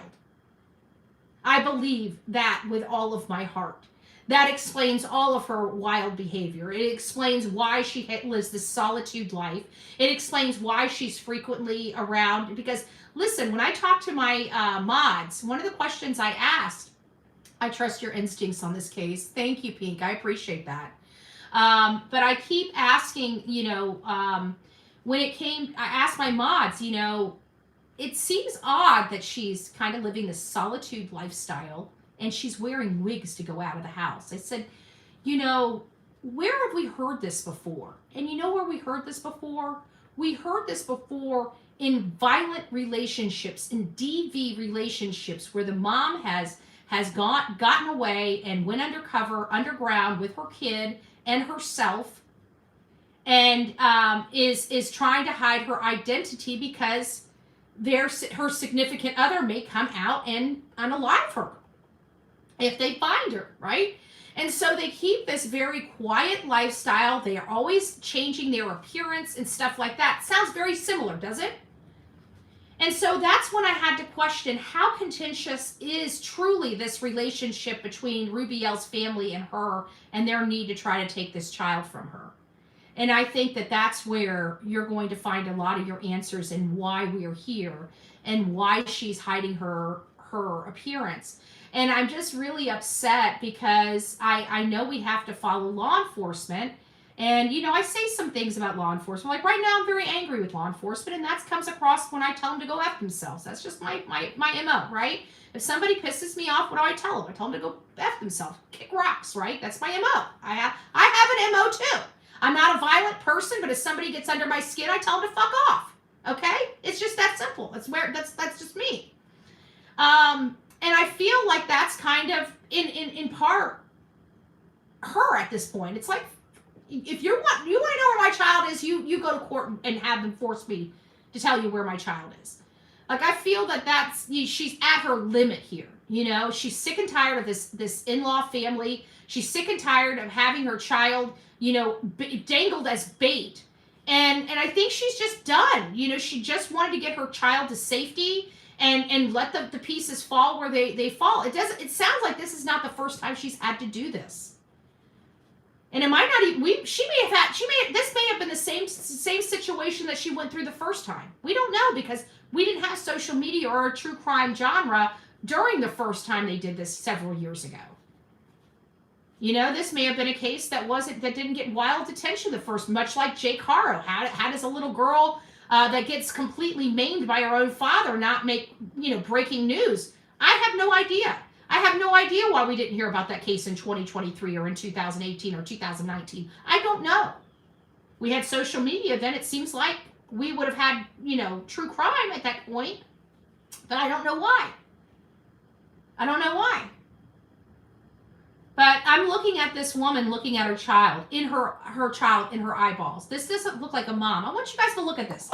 It might just be paused here. And so what? But this does not look like a murderous mom. I'm sorry, that look does not look like a murderous mom to me. That looks like a normal mom looking at her child, reassuring her child, looking in her eyes. This doesn't look like a mom that's ready to frickin' unalive her kid, okay? I'm sorry, I know I've seen evil in my life. That doesn't look like the evil that we're accustomed to in cases like this. I'm sorry. Yeah, it is a wig. She's wearing a wig as well. But we've seen that this is a mom that's struggling, that's trying to keep her child with her. Plain and simple, we're not going to lie to our audience. Mainstream media can lie to whoever the hell they want to lie to.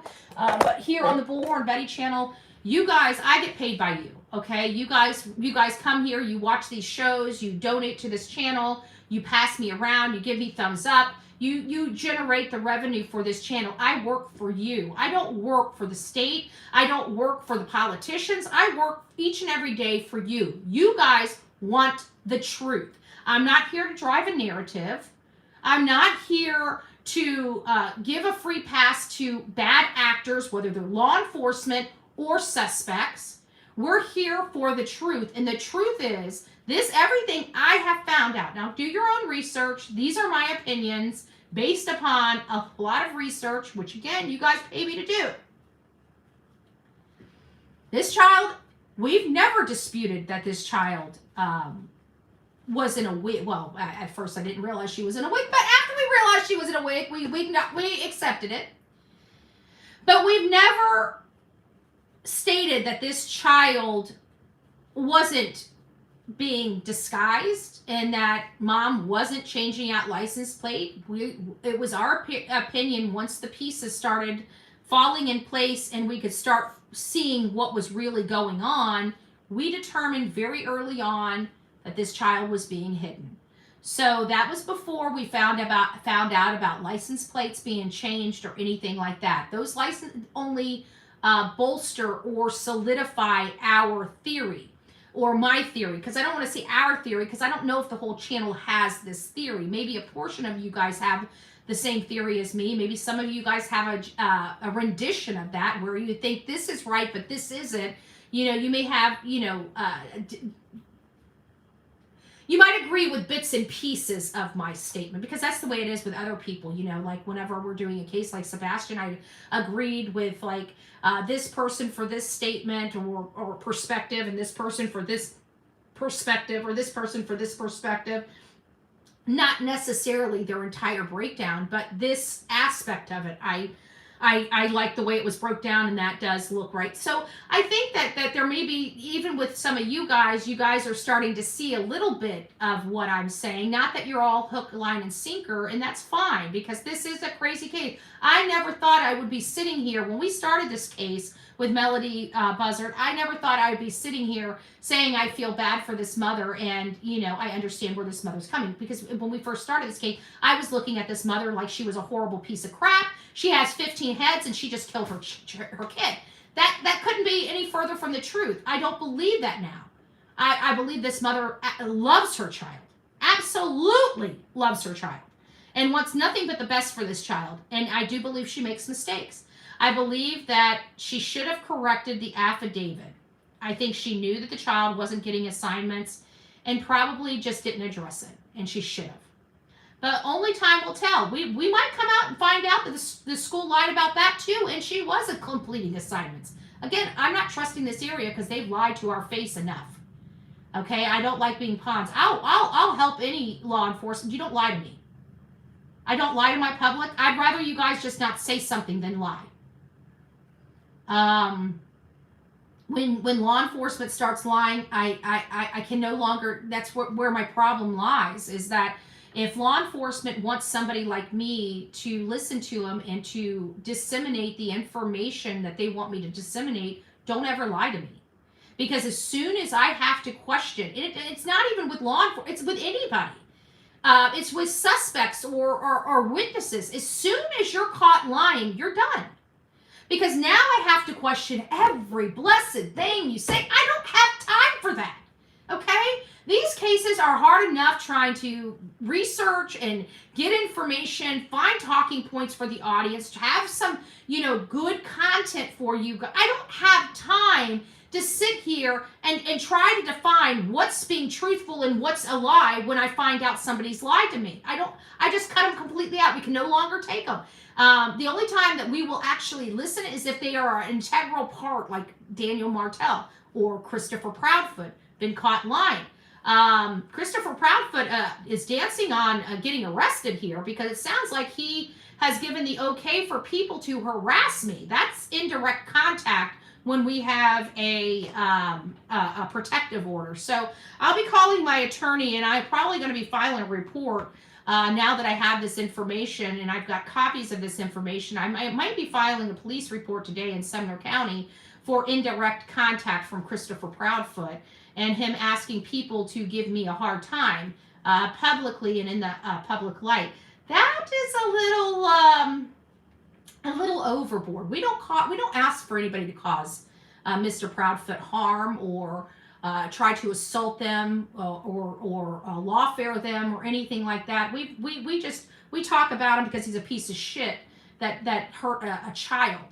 But we definitely have never asked anybody to go after him, never asked anybody to give them hell, never directed people to do that. I think that's now crossed over a certain line. So I'll be talking to a lawyer today, as well as Sumner County, corrupt Sumner County, and see if we can get them to move, which I highly doubt. But we've got everything clipped. I know you guys know what I'm talking about. So we'll see where we go from here. But you know, those people deserve the child to be removed, but they played once again the whole corrupt county because everybody thinks that they're big cheese because they got money. And so apparently they can murder kids. You can murder kids in Sumner County as long as you've got money. As long as you got money in a story, you get a free pass. You get a free pass. Sad. So before they released this video of the mom and the daughter at the counter, which showed a mom that clearly is doting upon her daughter. You can see it in her eyes. She's very concerned for her child. And every time law enforcement produces any more information, it only goes to bolster my position and stuff. LE and CPS, that's what they're about, money.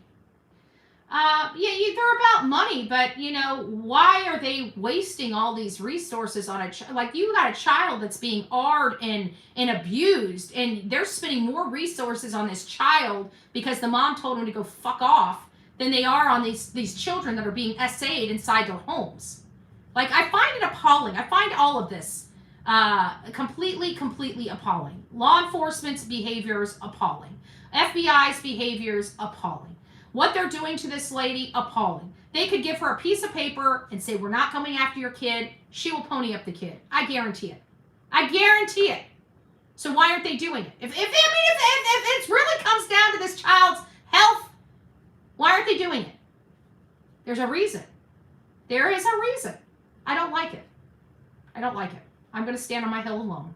I will stand on this hill alone. I sure will. That's why this mom will never stand a chance. She doesn't have the money. That's exactly why she took this child out. Yeah, exactly, Kelly. She doesn't have the money to fight the state. I don't trust the state of California of all states. Of all states. I don't, Tennessee either. I don't trust Tennessee. I haven't trusted Tennessee for years. There hasn't been any good that has come out of Tennessee. Okay? I used to want to live in Tennessee. I don't want to live there anymore. You know? If you're going to live in Tennessee, make sure you have good life insurance. Okay? I don't know what else to tell you. You don't need health insurance in Tennessee. You need life insurance because God knows when you're going to die. And trust me, they won't go looking for you and they don't really care. They'll act like they care, but they don't really. It's just for, show. It's just for show. Just for show. Can I be any more sarcastic? I am I'm being pessimistic. It's exactly what I'm doing, being pessimistic. But I'm sorry. I just, and it's like I keep coming in here and it's like I keep saying the same thing over and over again. And I'm sorry, guys. I don't mean to. It's just that I see this case so clearly that it's hard to unsee what I've seen, And it makes me so damn angry that law enforcement keeps going. And I understand, in all fairness, I do kind of understand where law enforcement is. Once they kind of open a case, they really can't close the case until it's closed, right? And so at the end of the day, they opened a case to find a little girl, but they did find her. They found her on October 7th. And had Ashlee just told them where she was, it might have been easier. But Ashlee doesn't seem like the person that trusts them, okay? She's been screwed so many times. Everything I see, this poor lady's been screwed so many damn times, okay? Just screwed. I don't think she trusts anybody. I don't even think she trusts her own family. Like, I feel like she has been just put the screws to for so long that she's just like, I'll do it myself, you know? I don't know. There's just a piece of me that just sees this poor case just as clear as that. And I'm sure I'm wrong about some of the details, but I think I'm spot on about the other parts of the details, you know? Not unless you are paying their bills under the table or over the hill. Yeah, grandma's house. Exactly. But I think she did make her situation a lot worse. But I think she was scared. I think she's on the mindset that they're trying to take her kid, which I'm on the mindset they're trying to take her kid. Like, she knows that if they find her daughter, it's going to be an uphill battle. But now that this has happened, to me, it seems like it's going to be very hard for her to get her daughter back. Like, what is the... I guess my question to law enforcement is, like, what is the end goal here? What is the end game? If it's to find her, then just give her the report saying we're not taking your kid, so you can see, put eyes on her, have her be brought up on a video chain, whatever, so we can get this child back into school and we can stop this nonsense. I mean, if the end goal is getting this child in school and knowing that she's happy and healthy, well, all it takes is one document to send to Ashlee. Get her an attorney. Have them read it to her. Let her understand it. I mean, you know, to me, it seems like she's concerned that they're going to take her kid. That's why she's being uncooperative. Their concern is making sure that the child is safe. It seems like there's a deal to be had here. You know? Where's the deal? You can give murderers and baby R's. Or how about that kid that our two 16-year-old girls was supposed to be going to jail for 80 years and gets a smack on the hand, drop back down to youthful offenders, and he's off after he escapes an 80-year sentence for 18 months and probably not even that. Horrible. So you guys can do that. You can make those sleazy deals. But you can't give this woman just a little reprieve and confidence that you're not trying to steal her child away from her. You can make deals with arists and SAers and people that strangle women to the point where they have to have neck surgery. You can give them deals. But a mother that's been struggling, that's hiding her child from being taken by the state, you can't make a deal with that woman? You can't make a deal with that woman.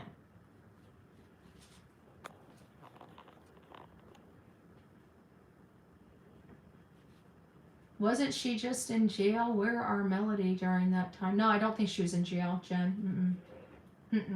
No, she's had some court stuff. She did have some, in her history, she did have, you know what? I do remember there were some criminal history there. There was, like, misdemeanors, and I think it was associated with vehicles. Probably why she doesn't have a vehicle, right?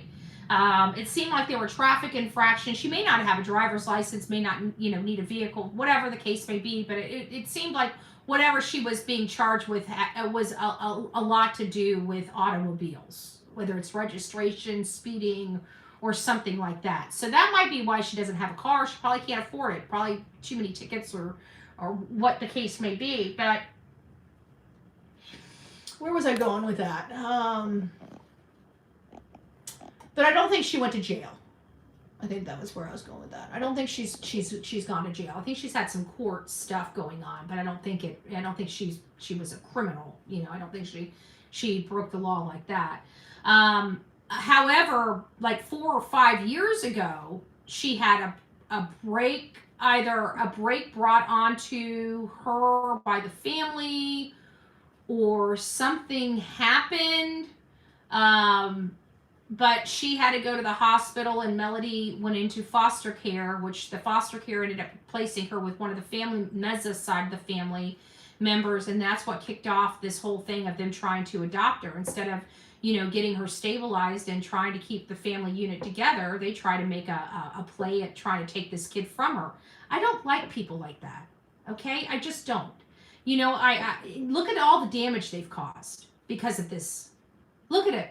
They haven't been able to see their grandchild in 4 years. Look at all of this mess that's been created because of what they did.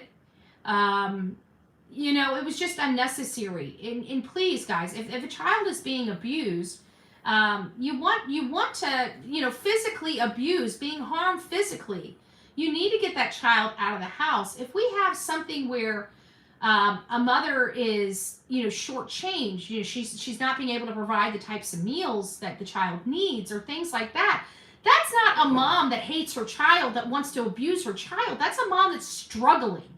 Okay? We don't take children from struggling parents. We help them.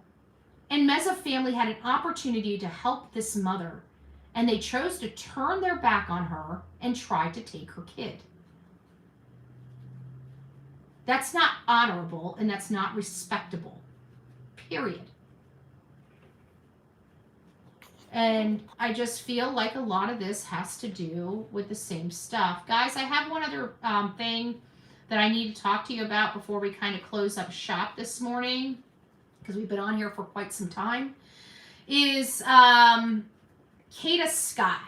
Kada Scott is the beautiful 23-year-old beauty pageant contestant out of Philadelphia, Pennsylvania. She was killed by Keon King, a guy that should have been in jail. He had done this to somebody, and he did not to the extent of death, but was a very violent person before with another woman in the area that he had a relationship with. We don't know what happened here, but whatever the case may be, she's dead and he's in jail, and he should not have been out to kill her. I thought last Saturday was her funeral, and I think we talked about it. I didn't realize it's tomorrow. So her funeral is tomorrow. Again, I thought it was last Saturday. So I apologize to you if I gave you guys incorrect information. So for those that are in the area, in the Philadelphia, Pennsylvania area, that did want to go, the service starts tomorrow at 10 a.m. I expect a lot of people, okay? So if you are going to go, I would anticipate you wanting to arrive around 8:30, and stand in line, because I expect it to be very large for this community.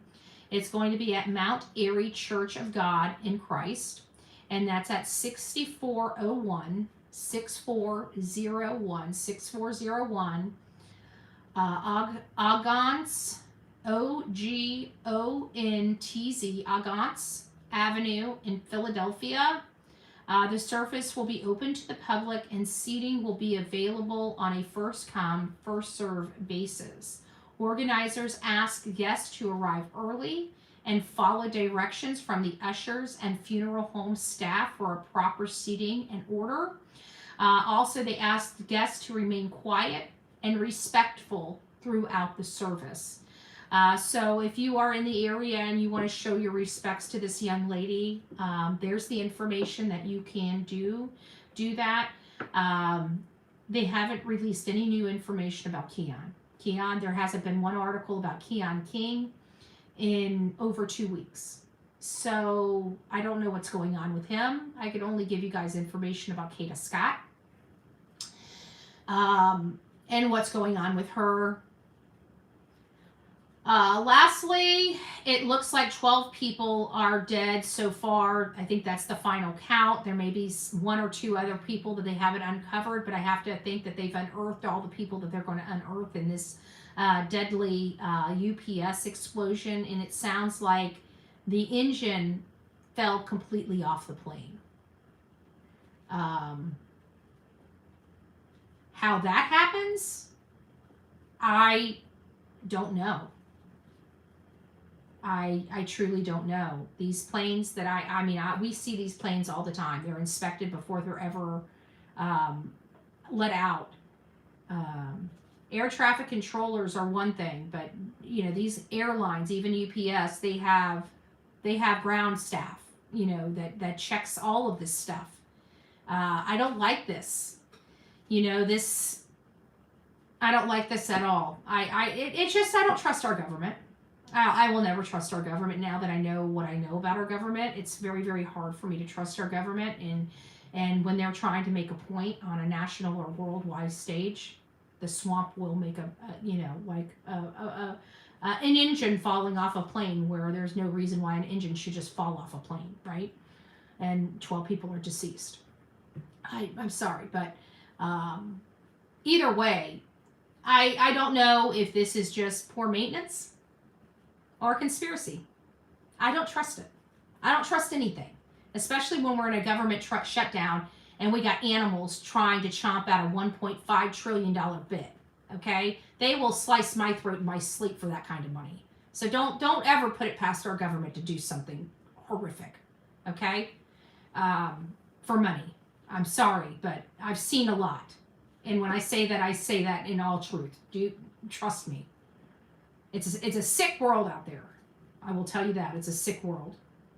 The stuff America doesn't know, I understand why they don't want America to know. It would terrify the crap out of you. But we do have some good news. While we're trying to figure out what happened with the UPS crash, the explosion that happened in Tennessee, it does appear that this was not a, terroristic type of situation. It truly was a manufacturing plant issue. It sounds like it happened in the molten area where they heat up these combustible items. So something clearly happened, and the level of explosive components that they had on ground was a massive amount. So that explains why one mistake caused the entire building to disintegrate. It's because the amount of explosives they had at that site was tens of thousands of pounds. Okay? Like, you got to remember, when they take something, a charge is usually this big. Okay?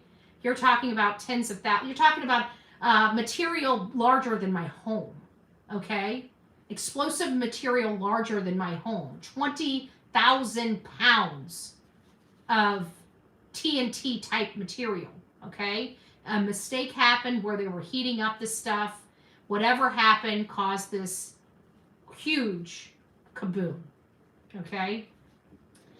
But the community has come together, and amazingly enough, they have raised $200,000 for the victims' families. Now, granted, this is obviously not enough. These families were most likely, the people that were going to this were probably the breadwinners of their family, right?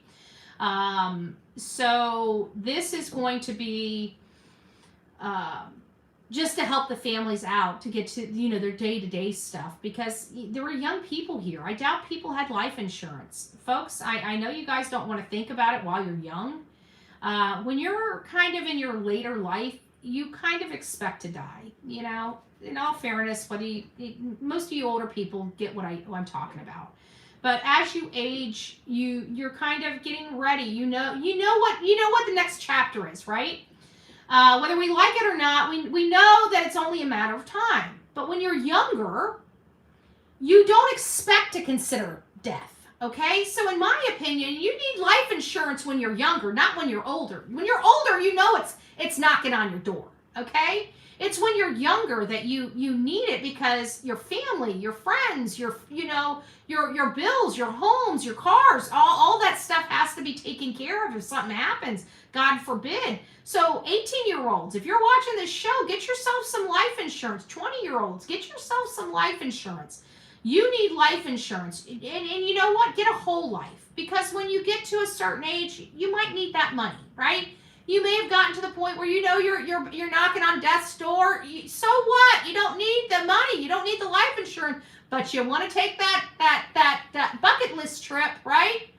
So you cash in your whole life insurance. You have some money, and you go out on that trip. But when you get older, you don't need life insurance when you're older. When everything's paid off, you need it when you're younger. And your family's going to struggle remember, funerals, you got to make a decision now, you youngsters. Do you want to be burned or do you want to be lowered into a ground? Because there's a big difference there. One's about $30,000 to $40,000 and one's a couple $1,000s. So if you're wanting, you got to figure it out. But there was a lot of young folks that were at this site. And so these, I don't anticipate a lot of people because a lot of young people don't think of life insurance. And so I have to think that they don't have any, money coming into them for their expenses right now. But their loved one was the breadwinner. So this $200,000 for these families is huge. It's amazing. It's a difference between going without when you've already lost so much and getting just a little break, a little breathing room. And so I thought you guys would like to hear that. I'm not leaving my kids my final resting place, Bill X. Yeah, exactly. And that's what I'm trying to say, But when we get older, we have the money aside for, we have houses that can be sold, to bury us or whatever the case may be, whatever our family wants. But when we're younger, we don't think about us not living, until we get old and gray. Because in fairness, there are a lot of people that lose their life at very young ages. The good die young. It's the truth, It's the truth. The good die young. So if you're an old bird, I'm not saying nothing. I'm not saying nothing. I'm going to keep my comments to myself, okay? Bless your little heart. Don't worry, I'm an old bird too. Cheers. We ain't the good ones, okay? We know we're not the good ones because we're here to say good morning. We're here to say good morning. Hey, GK, it's nice to see you. Army vet, good morning. It's nice to see you.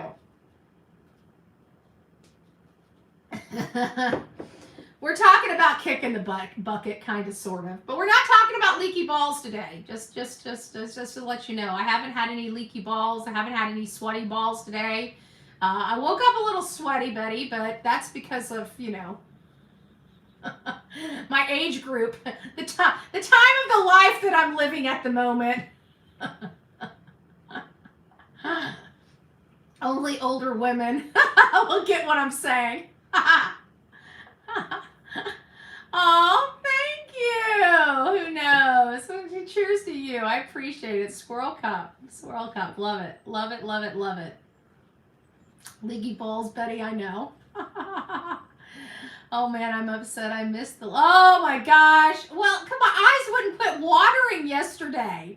And you know how I call my eyeballs balls, it just kind of blurted out and I'm like, I got leaky balls, and then when I realized after I said what I said, I started busting out laughing because the way it sounded, right? It sounded horrible. So then we went from leaky to sweaty and it was a hoot. It was a hoot. What can I say? We get down over here on the Born Betty channel early in the mornings. If you guys haven't noticed, we've been going live with kind of a wake up with everybody. This is not really a true blue live show. I come here and I do a lot of research first thing in the morning. So usually I'm doing it for hours and hours and hours before I turn the show on. And so the other day, I got a wild hair at my butt, and it's like, you know what? I don't want to be here doing this research by myself. So I ended up popping up the camera and going live and saying hi to all you folks. And so I just started doing that. I started waking up, and this morning, I'm not in my pajamas this morning because I got up and my shoulder was bothering me, so it kind of woke me up. Then I had to take some generic Aleve, and then brush my teeth, comb my hair. Next thing you know, I'm getting dressed. So I wasn't in my pajamas this morning, but I was up pretty early. I mean, we started this live, I think, at like 7, 6, no, it's 7 now. So it would have been 5. Did we start at 5:30, something like that? I remember Crotch Watch, I know. I don't know. And Brian Coburn is still the a-hole that keeps on giving, too. Now he's going back and saying, I don't want to pay the victims. Dude, you murdered their family. and you got a whole bunch of people giving you commissary. No, you're paying the freaking victims. You animal. I don't get why. Brian. Who the hell likes Brian Koberger? He's ugly. Like, ugly. Like, smack him with a bus ugly. With that big old freaking nose? Come on, ladies. Don't you have any damn self-respect for yourself? But I love him. I'm so in love. I just love him. I don't believe he did it. I don't believe he did it. Well, he did go into court and, confess. There is that. Like, he confessed to 4 people, and you still don't believe he did it? Like, what is wrong with you folks? I don't think he's ever had a girlfriend. He has. He's just ran them off because, once they're with him for a few minutes, they realize there's something funky with him. I think there was one girl that liked him because she came out early on. It's like, yeah, we were kicking it. It was back when they were like in high school and stuff. I think she had sweet eyes for him. I'll leave that to myself. Research is a connection between past and future. It sharpens the mind like a blade of inquiry and builds friendships through shared curiosity. I love research. I love research. I love learning. I like learning, just learning in general. I like research, but I like learning. And I think that's what, even with the cases, what are we doing? We're learning the truth, right? We're learning the truth. How are we learning? Through research and skills and sharpening certain skills and stuff like that. But I think learning, I think people should never stop learning. Gotta learn. Learn, yes, great input. Ah, dang, those poor ladies. No apologies, nothing sick. We were kicking it. Yep. There's a difference between bad boys and evil. Yeah, there is. And there's that thin little line, And this is a bad boy, this is an evil boy. We like the bad boys, not the evil ones. I get it. I wish I had my laughy button, but I don't have my laughy button. So if you guys are just coming in, don't forget to hit that thumbs up button. We'll give you guys a recap over what we discussed before you got here. We actually touched base a little bit on the news reporter that stabbed her mother, her 80-year-old mother. It appears something happened. We don't know what. Looking at this woman's life, she was a news reporter from 2011 to 2015, so about a 4.5-5 year stretch, between 4 and 5 year stretch. We don't know where in that timeline she quit. Her name is Mock, and I don't know if her last name is her maiden name or her married name, because in 2020 I see an Andrew Mock loses his life. And I could have sworn I thought Andrew Mock was her brother. And so then I realized her mother's name is Avers. So then that leads me to believe that Mock might be her married name. And Andrew may be her husband. I don't know. What we did find this morning is she filed bankruptcy. And bankruptcy was discharged in July of 2023. So financial problems. Which those financial problems probably led her back to her mother's house, and she was living with her mother. People ask, well, what about her dad? I don't know about her dad, okay? I am seeing some people back here. I am seeing a Bradford and a Bobby, I believe. One's an Avers, and one is a Mock. So I don't know if Avers is her mother's new married name or if that was her maiden name. So there's still some clarification that needs to be going on with the family dynamic to kind of hone in on what we're dealing with here, because where is her husband? Has she ever been married before? She obviously murdered her mother. Where's her father? Is her father deceased? We don't have those questions, but we're learning. And so if you do come across those questions, please send those to me at bullhornbetty@gmail.com. Then we kind of got into the Melodee Buzzard case, which, always enrages me because I'm angry. I feel like we should not be here with this mother. I feel like law enforcement is going over their authority and doing what they're doing to this mother. I'm going to stand on my hill all alone on that feat because I'm not getting the support from mainstream media, even though I know what I'm looking at here. And I don't really care for mainstream. It's one of the reasons why I'm employed, right? People are sick and tired of being used as pawns and narratives driven and propaganda. They want the truth. And the truth is, this lady is hiding her daughter from the state of California. Once we realized that that's what was going on, which we realized that over a week, maybe 2 weeks ago at this point, we started telling our audience that information. As wild and crazy as it sounded at the time, there has been several reports from law enforcement that has confirmed our findings. So now we know for a fact this mother is truly hiding this child, going out of her way to try to hide this child from the state of California. And when we're looking at the laws, is she unlawfully allowed to do so? No, she's not. She's acting within her rights and within the law. There is no truancy laws in the state of California. She has not injured this child. She has not abused this child. It doesn't appear she neglected this child. She has not abandoned this child.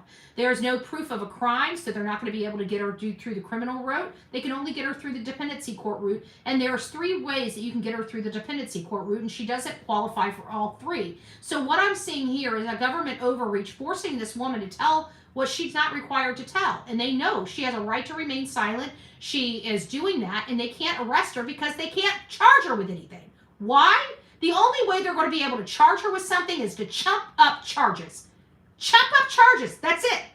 So if they put handcuffs on her, bet and believe those charges are bullshit. Bet and believe those charges are bullshit. So I'm monitoring this. I'm a political activist and I'm a victims' right activist. And I'm sorry, I'm not going to have a mother being abused or railroaded by the system if I have anything to do with it. It's just not going to happen. I don't think that this woman is a perfect woman. I believe she made her situation 10 times worse, but it doesn't make it right. It doesn't mean that what law enforcement is doing is above board. And we are a law and order channel, period. Law and order. It goes both ways, okay? It goes both ways. We are a law and order channel. I cannot convey that strong enough to my audience. Law and order. We expect our law enforcement and our government to act within the confines of the law, just like we expect our people, our American citizens to act within the confines of the law. When we have our citizens acting outside of the confines of our law, we either sue them civilly or throw them in jail criminally.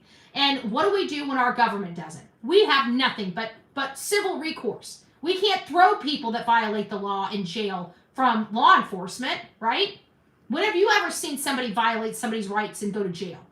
The only time you see it is if somebody loses their life. Then they charge the officer. But it's not even the officers that are investigating that I think are doing wrong. It's their bosses. It's top brass. It's top brass that knows what they're doing, that are continuing to do this. And they're not going to get the support of the Bullhorn Betty channel. I wish I could help Santa Barbara. I reached out to Raquel Zick. I had every intention of being, a partner in trying to find and help locate this child. And I was very appreciative that she, responded back, even when she didn't have to. Very, very respectful. Love it. Okay. So I don't have anything wrong with these people other than what they're doing is violating this woman's rights. And I can't have that. Okay. I can't sit here and consciously and in good conscience sit here and see something and not say something. I see something wrong. Okay. I see something severely wrong. And nobody is talking about it. Well, we're going to force people to talk about it. For the first time, Ashlee Banfield brought somebody on her channel to find out if this mother has a right to do this. So we, singularly, are moving the needle and forcing mainstream media to talk about these topics. Ashlee Banfield, again, thank you, Ashlee, for even bringing it up. She didn't have to. Me and Ashlee Banfield's relationship has never been good since the Gabby Petito case. Haven't liked her since. I don't even think she's like me. She knows who I am. I know who she is.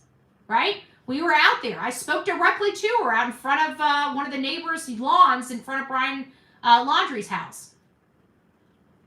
She was covering for, I think she was covering for, I think that's right when she left HLN.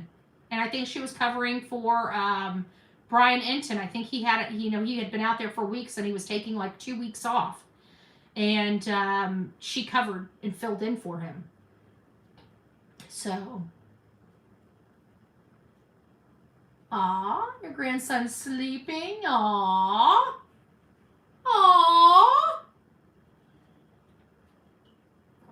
But I don't know. I feel like this conversation needs to be talked because, they're driving the narrative and I don't like it because it shouldn't be narrative driven. It should be fact driven. Okay. And one of the biggest problems I have with the John Benet Ramsey case is the narrative that law enforcement was driving. And they just knew that the parents did it, that they weren't willing to look at anything else. They fucked up the whole case. I'm sorry they did. And it's sad because John Benet Ramsey deserves to have justice. And I'd like to know who did it. I'm not one that's ever believed the family did it. Okay. I at the beginning when the narrative was being driven, of course, everybody thought the mom and dad were responsible for it. But as I got older and I investigated the case myself, I do not agree with Lore Lodge or Deception Detective in their assessment of this. I mean, I agree with some of this stuff in part, but let me rephrase that. I think we're all hitting on the right information. We're interpreting it differently. Okay? So they're interpreting it as inside the family. I'm interpreting it as somebody very close to the family. And I really believe who would be closer to that family than their best friends, right? Who would be the one people that you would never think would be responsible? The best friends. Who was the one that called the 911 call the day before? The best friend, the drunk best friend. So I believe everybody is hitting on the right information, but I believe the interpretation of it is different. Who was there that morning, trampling on that crime scene? The best friends. Who was down in the area where this child was first? The best friend. Her father ended up doing another trip and ended up finding her, but who was down there first? The best friend. The best friend, the best friend, the best friend, the best friend, the best friend, the best friend, the best friend. Who were they over at the night before? The best friend. Who would know their house better than anybody? The best friend. Who would be able to sit down and feed fruit to a child in the middle of the night? A best friend. Best friend, best friend, best friend. The mother was there first. The mother, it was the mother. I don't believe it's the mother. You're talking about Patsy Ramsey? She's been cleared. They cleared her. I mean, it took her, it was after death, but they cleared her after death. And not only that, but I found out there was a slew of evidence not tested for DNA, a slew, and including the grot, is it granat? Garrote, I think it's the proper name, the garrote. It's where they took, 2 pieces and tied, and it was this paintbrush or something, and they put a rope around it and they twisted and twisted and twisted and, it constricted and constricted and constricted. But it was so tight, they never tested that. They've never... What? What?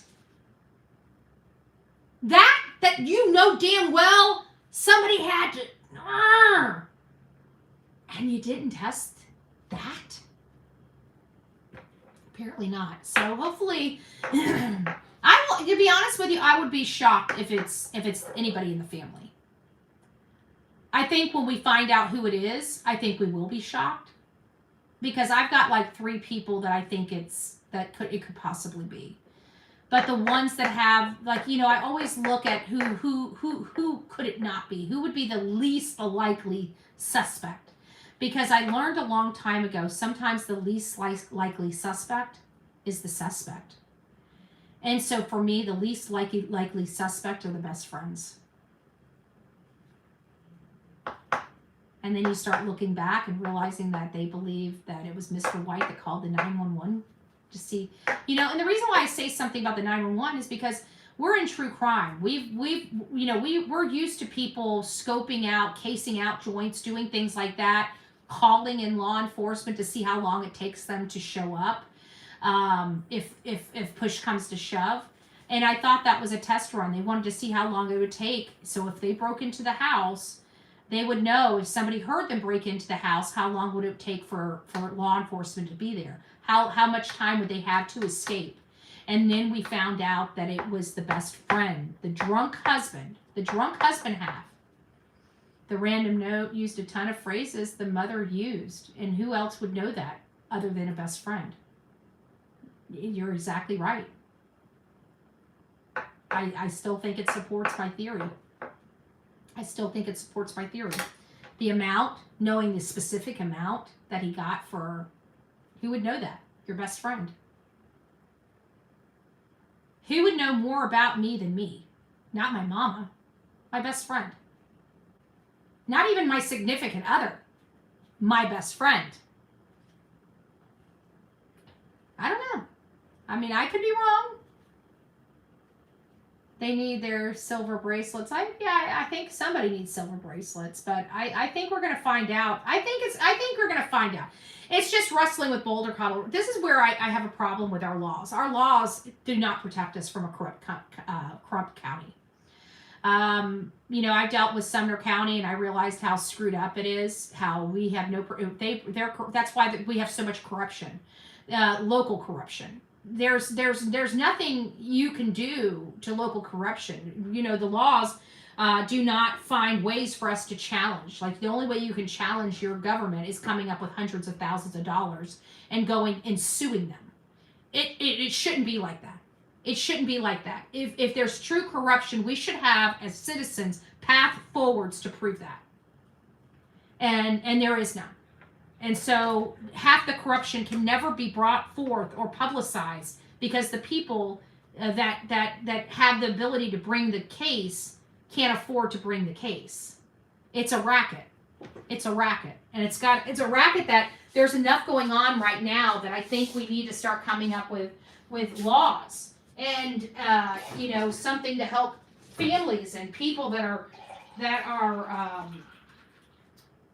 at the mercy of law enforcement, right? At the mercy of law enforcement. But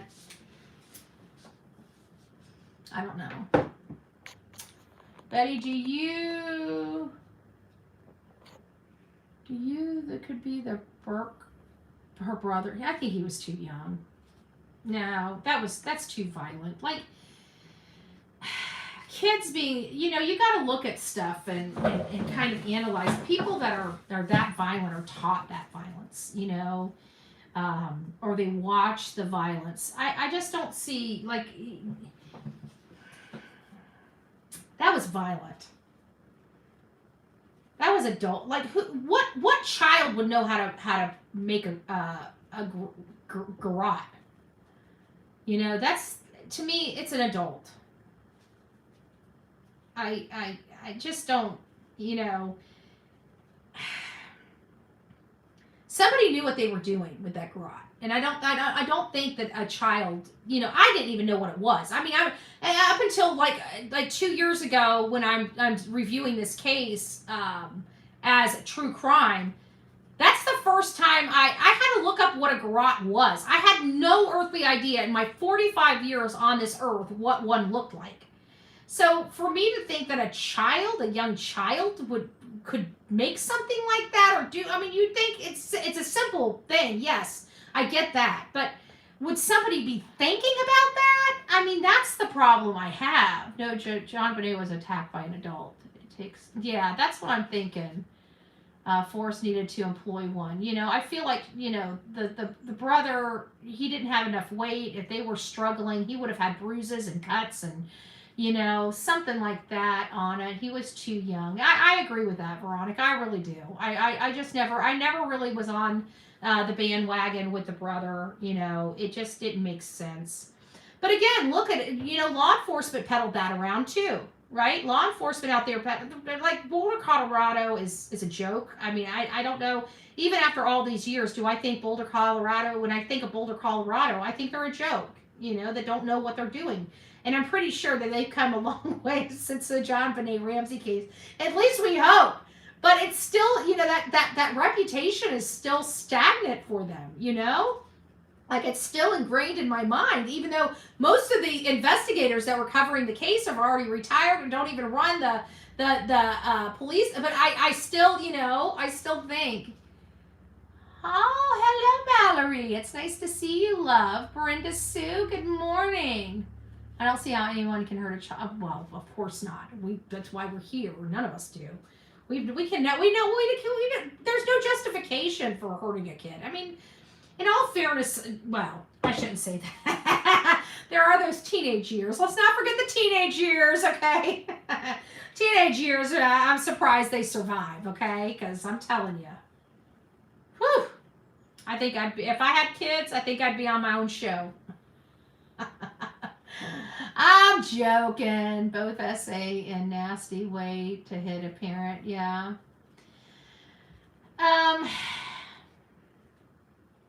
Yeah. I don't know. But I just, you know, the John Benet Ramsey case, it just, I feel like it's obvious, you know, that if Patsy Ramsey was cleared, you know, it only really left the dad, and I just don't see the dad doing it. I'm sorry, I don't. I know that I don't know. It's just something about his eyes, you know. I'm an eye person. You guys know that. And it might not be saturated in factual reasons why I don't believe that her dad or her mother did this, but it's something about his eyes. When I see him talk about his daughter, you know, I can see the pain. I don't think he did that. I feel like it's somebody close to the family that knew the family. You know, back in these days, you know, pedos weren't talked about. You know, the news about, you know, these types of things weren't really known, or, you know, whatever the case may be. I just feel like it's close to the family. I feel that. I think that's why everybody thinks it's the mom and dad, but I think we're just off base. You know, I think it's the friends. I really do. I think it's the friends. I think it's the first people that they called. And I don't think it's the wife either. I think it's the husband. But I think the wife knows the husband is kind of weird. But, you know, and I could be wrong. You know, I never looked into the Whites. I believe that's their names, the Whites. But it was the house that they were over that night. John Benet Ramsey got a bike from this party. Seclusion says Boulder PD can't find a way out of a parking lot. Okay, so not much has changed since the John Benet Ramsey case. Okay, well that makes sense. Well, I didn't know, right? Just thought I'd throw that out there, but I don't know. I like the work that Laura Lodge has done, and the deception detective, and I think we're all looking at the same evidence. I think it's being interpreted wrong. I really do. I think we're so focused on the family, but, you know, and it's because of so much familiarity, right? It's because, like, who else would have known this stuff? I feel like people have blocked the possibility of it being the friends. And I think because obviously the male half of their best friends, Mr. White, was a drunk. I mean, he was the one that was falling over drunk at the party, at the kids' party. Allegedly is the one that called Why would anybody call 911? I feel like it was that night he decided he wanted John Benet Ramsey, and in his mind, he just obsessed over it until that Christmas when they were there. And then when she got the bike and she was in that cute outfit, I think he was just out of control. You know, potentially, a theory, you know. Obviously, I don't know for fact. But I feel like that could be a legitimate theory, and that would explain, it would express everything. It would explain why the handwriting didn't match John or Patsy. It would explain why the person that wrote and authored that letter had so much personal information. It would explain if she was downstairs eating fruit, why she wouldn't have been screaming, because these are people she knew. This is somebody she knew. She's 5 years old. He could manipulate her and say, hey, honey, come on downstairs. Let me get you a bowl. Your mommy wanted me to get you a bowl of fruit. And now she's away from upstairs where everybody can hear what's going on to now being downstairs where he ultimately takes her to the basement. So that's why you didn't hear anybody screaming. That's why you didn't hear a struggle, is because she knew who the person was. She was not fearful when she was eating her fruit downstairs in the kitchen. It's because the burglar, the person that broke in, was somebody that she knows. Anyways, that's just my theory. And I think that would explain why there was so much personal detail known by the subject. I love everyone. I've been here for 7 months. I love it, River. Thank you so much. Thank you so much. We love you too, Love Bug. We definitely love you too. We appreciate it. We appreciate it. 2 more months, you'll be my baby. I love it. I love it. I love it. All right, guys. Well, thank you guys for coming and hanging out with me. I super appreciate it. It was a great morning. Enjoyed having a cup of coffee with you. It's already 8 o'clock. I don't know if we'll be live exactly at 10, but I think we'll be live around 11. I like giving, some time between this live and the next live and what have you. If you guys are here on the replay crew, don't forget to scroll over twice and hit that hype button there for me to hype this show up. This is kind of our Bedhead Betty show first thing in the morning, where we just kind of come here, we chat, we get caught up. I was a little more excitable today because I'm kind of frustrated with the Melodee Buzzard case and how the narrative's being driven that has no support for that narrative. And so I dropped a few F-bombs. I do apologize. I'll try to do a little bit better, but I just don't like it, and it just really gets under my skin that they're doing this to this woman. I feel like it's unjustified. It's unjustified, and people are like, well, people didn't know where the child is within the law. They're breaking the law to find this child. I don't like that. I don't like that. The only person that's following the law is Ashlee. In all fairness, the way I'm reading it, the only person following the law right now is Ashlee. So, just saying, not playing. And then we went over to Kada Scott. Kada Scott's funeral's tomorrow. For those people out there in PA that would like to go, it's at 10 a.m. Let me just give you guys the information while we're here before we close out. Tomorrow, 10 a.m. at Mount Airy Church of God in Christ. And that's at 6401 Ogontz Avenue, Ogontz, Ogontz, I think if I'm pronunciating it right, Avenue in Philadelphia. This is a first come, first serve basis. There's limited seating at this church. I would recommend, if you're going to go there, to be there at 8 or 8:30 to get in line and stay and wait until they bring you in and sit you down. But you're going to have to get there early if you want to guarantee a seat. Otherwise, you're probably going to have to stand for the duration of the funeral.